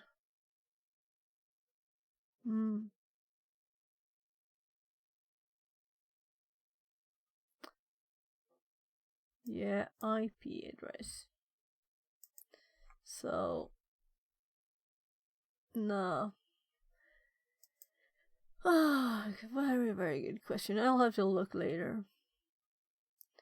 We did use this one there, though. For this, right? Here. And... let's see.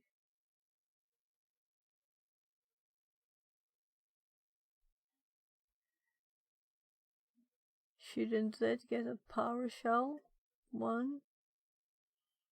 Right?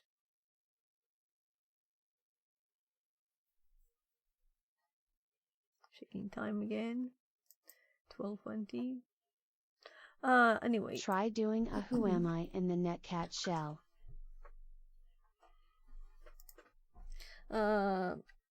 Yeah. It might have just run and just given an error message. So this is probably it. You're probably right. So we're anti-authority system now. So because I was thinking, like, was this the old one? But it was a new one. Yeah, so they actually it run, but it couldn't start. So I just didn't interpret the error message correctly. Thank you very much. That's nice. Why did I think it would actually start? Well, Smile, smile. oh well, sometimes your brain doesn't connect stuff, I guess, and it didn't now. So there.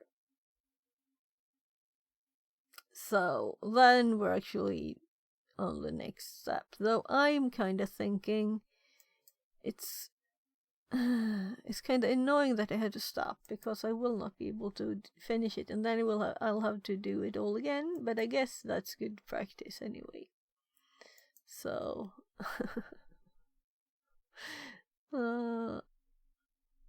sorry for being stupid there.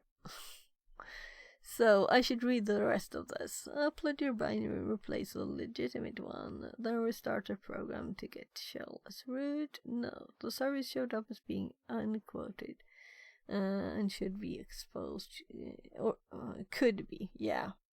In this case, we have exploited weak file permission. Yeah. So I guess we should get the flag. Sorry, I just clicked OK on this one and read the text just above that. So I'm always trying to, think myself first. So where is possibly the root one?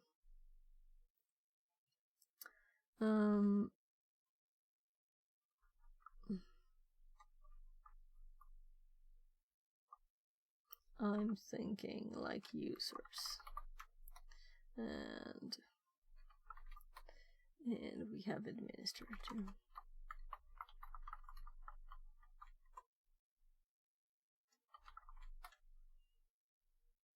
Is it desktop, you think?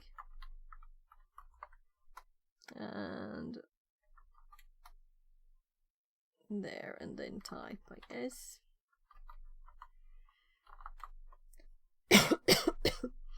So I'm just curious. I should have already stopped streaming. But we have this last bit here, and I don't want to redo it all. So I guess I won't get a lunch today. I did actually just finish my breakfast, so it's not like it's a big problem.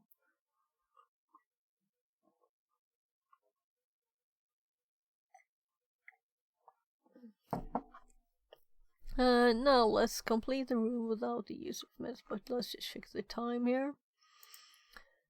Just in case we'll pass over that time. We won't, we can't. For this, we utilize PowerShell and WinPiece to enumerate the system and collect the relevant information to escalate to.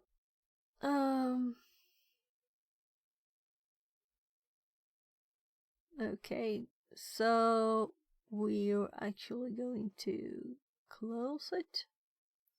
The same CD, yeah. So okay, so we can actually close things and we don't have to redo stuff, and then I don't have to be stressed about it. That's nice.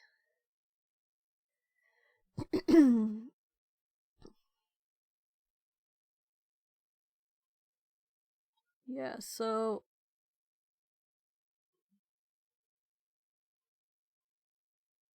what PowerShell C command here should we run to find out the service name? For what? Also check to filter equals. Escalation services. Yes, this is the one we typed a million times, or copied a million times rather. C program files. So I didn't know this directory. Now I will hopefully remember it.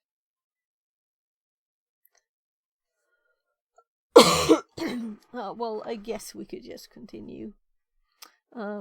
I can get a yogurt first, and I have to check on my kids. And one of them actually wanted more food, meaning I should actually stop.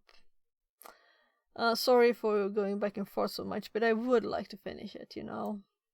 I would like to. But I guess I'll have to, like, do it later. So do we have anyone online?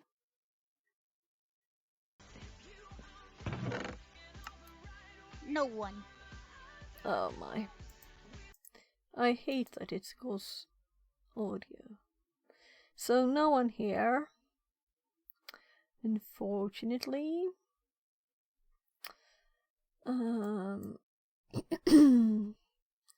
Raid DJ Clancy, right?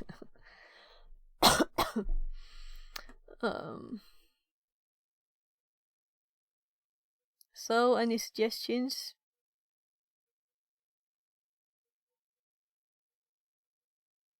Well, I haven't raided DJ Clancy.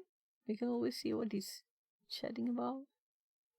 Oh, he's abroad, right? He's somewhere. We could do this one. We could do, like, well, I don't know. Should we do Bad Cop?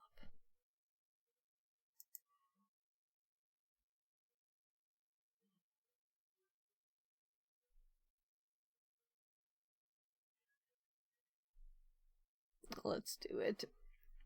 So it's an underscore in the name. And I'm sorry, people. I would like to have finished that, but I have to focus on the kids a bit, and then I'll actually have time to eat something myself before we leave too.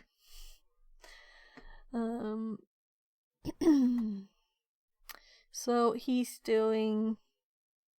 Oh, not talking. Oh, okay. So he's not talking. I should have listened to the audio before.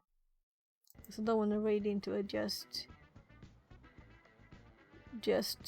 working stream. Oh, this is annoying. Who else should I raid, people?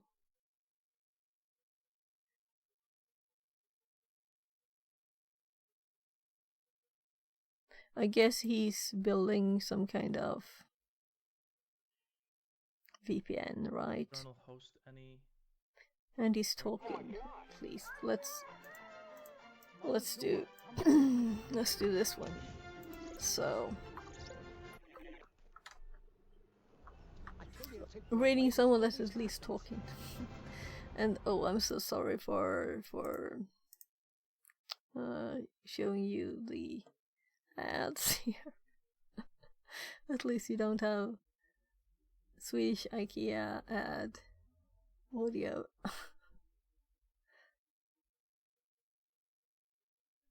So there. Thanks for being here. Thank you for helping me. That last thing was, I was like, what? Oh, what? Where did this connect back come from? I thought it was the old one. Oh well.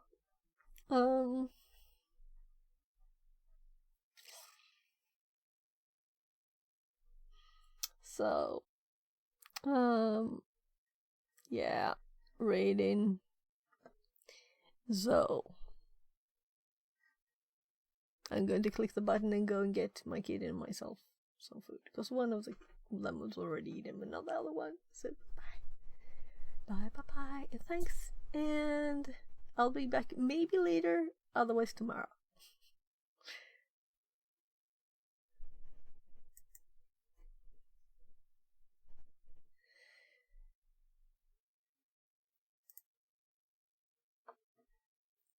That's a good question. Yo, fix it for two. What's up, man?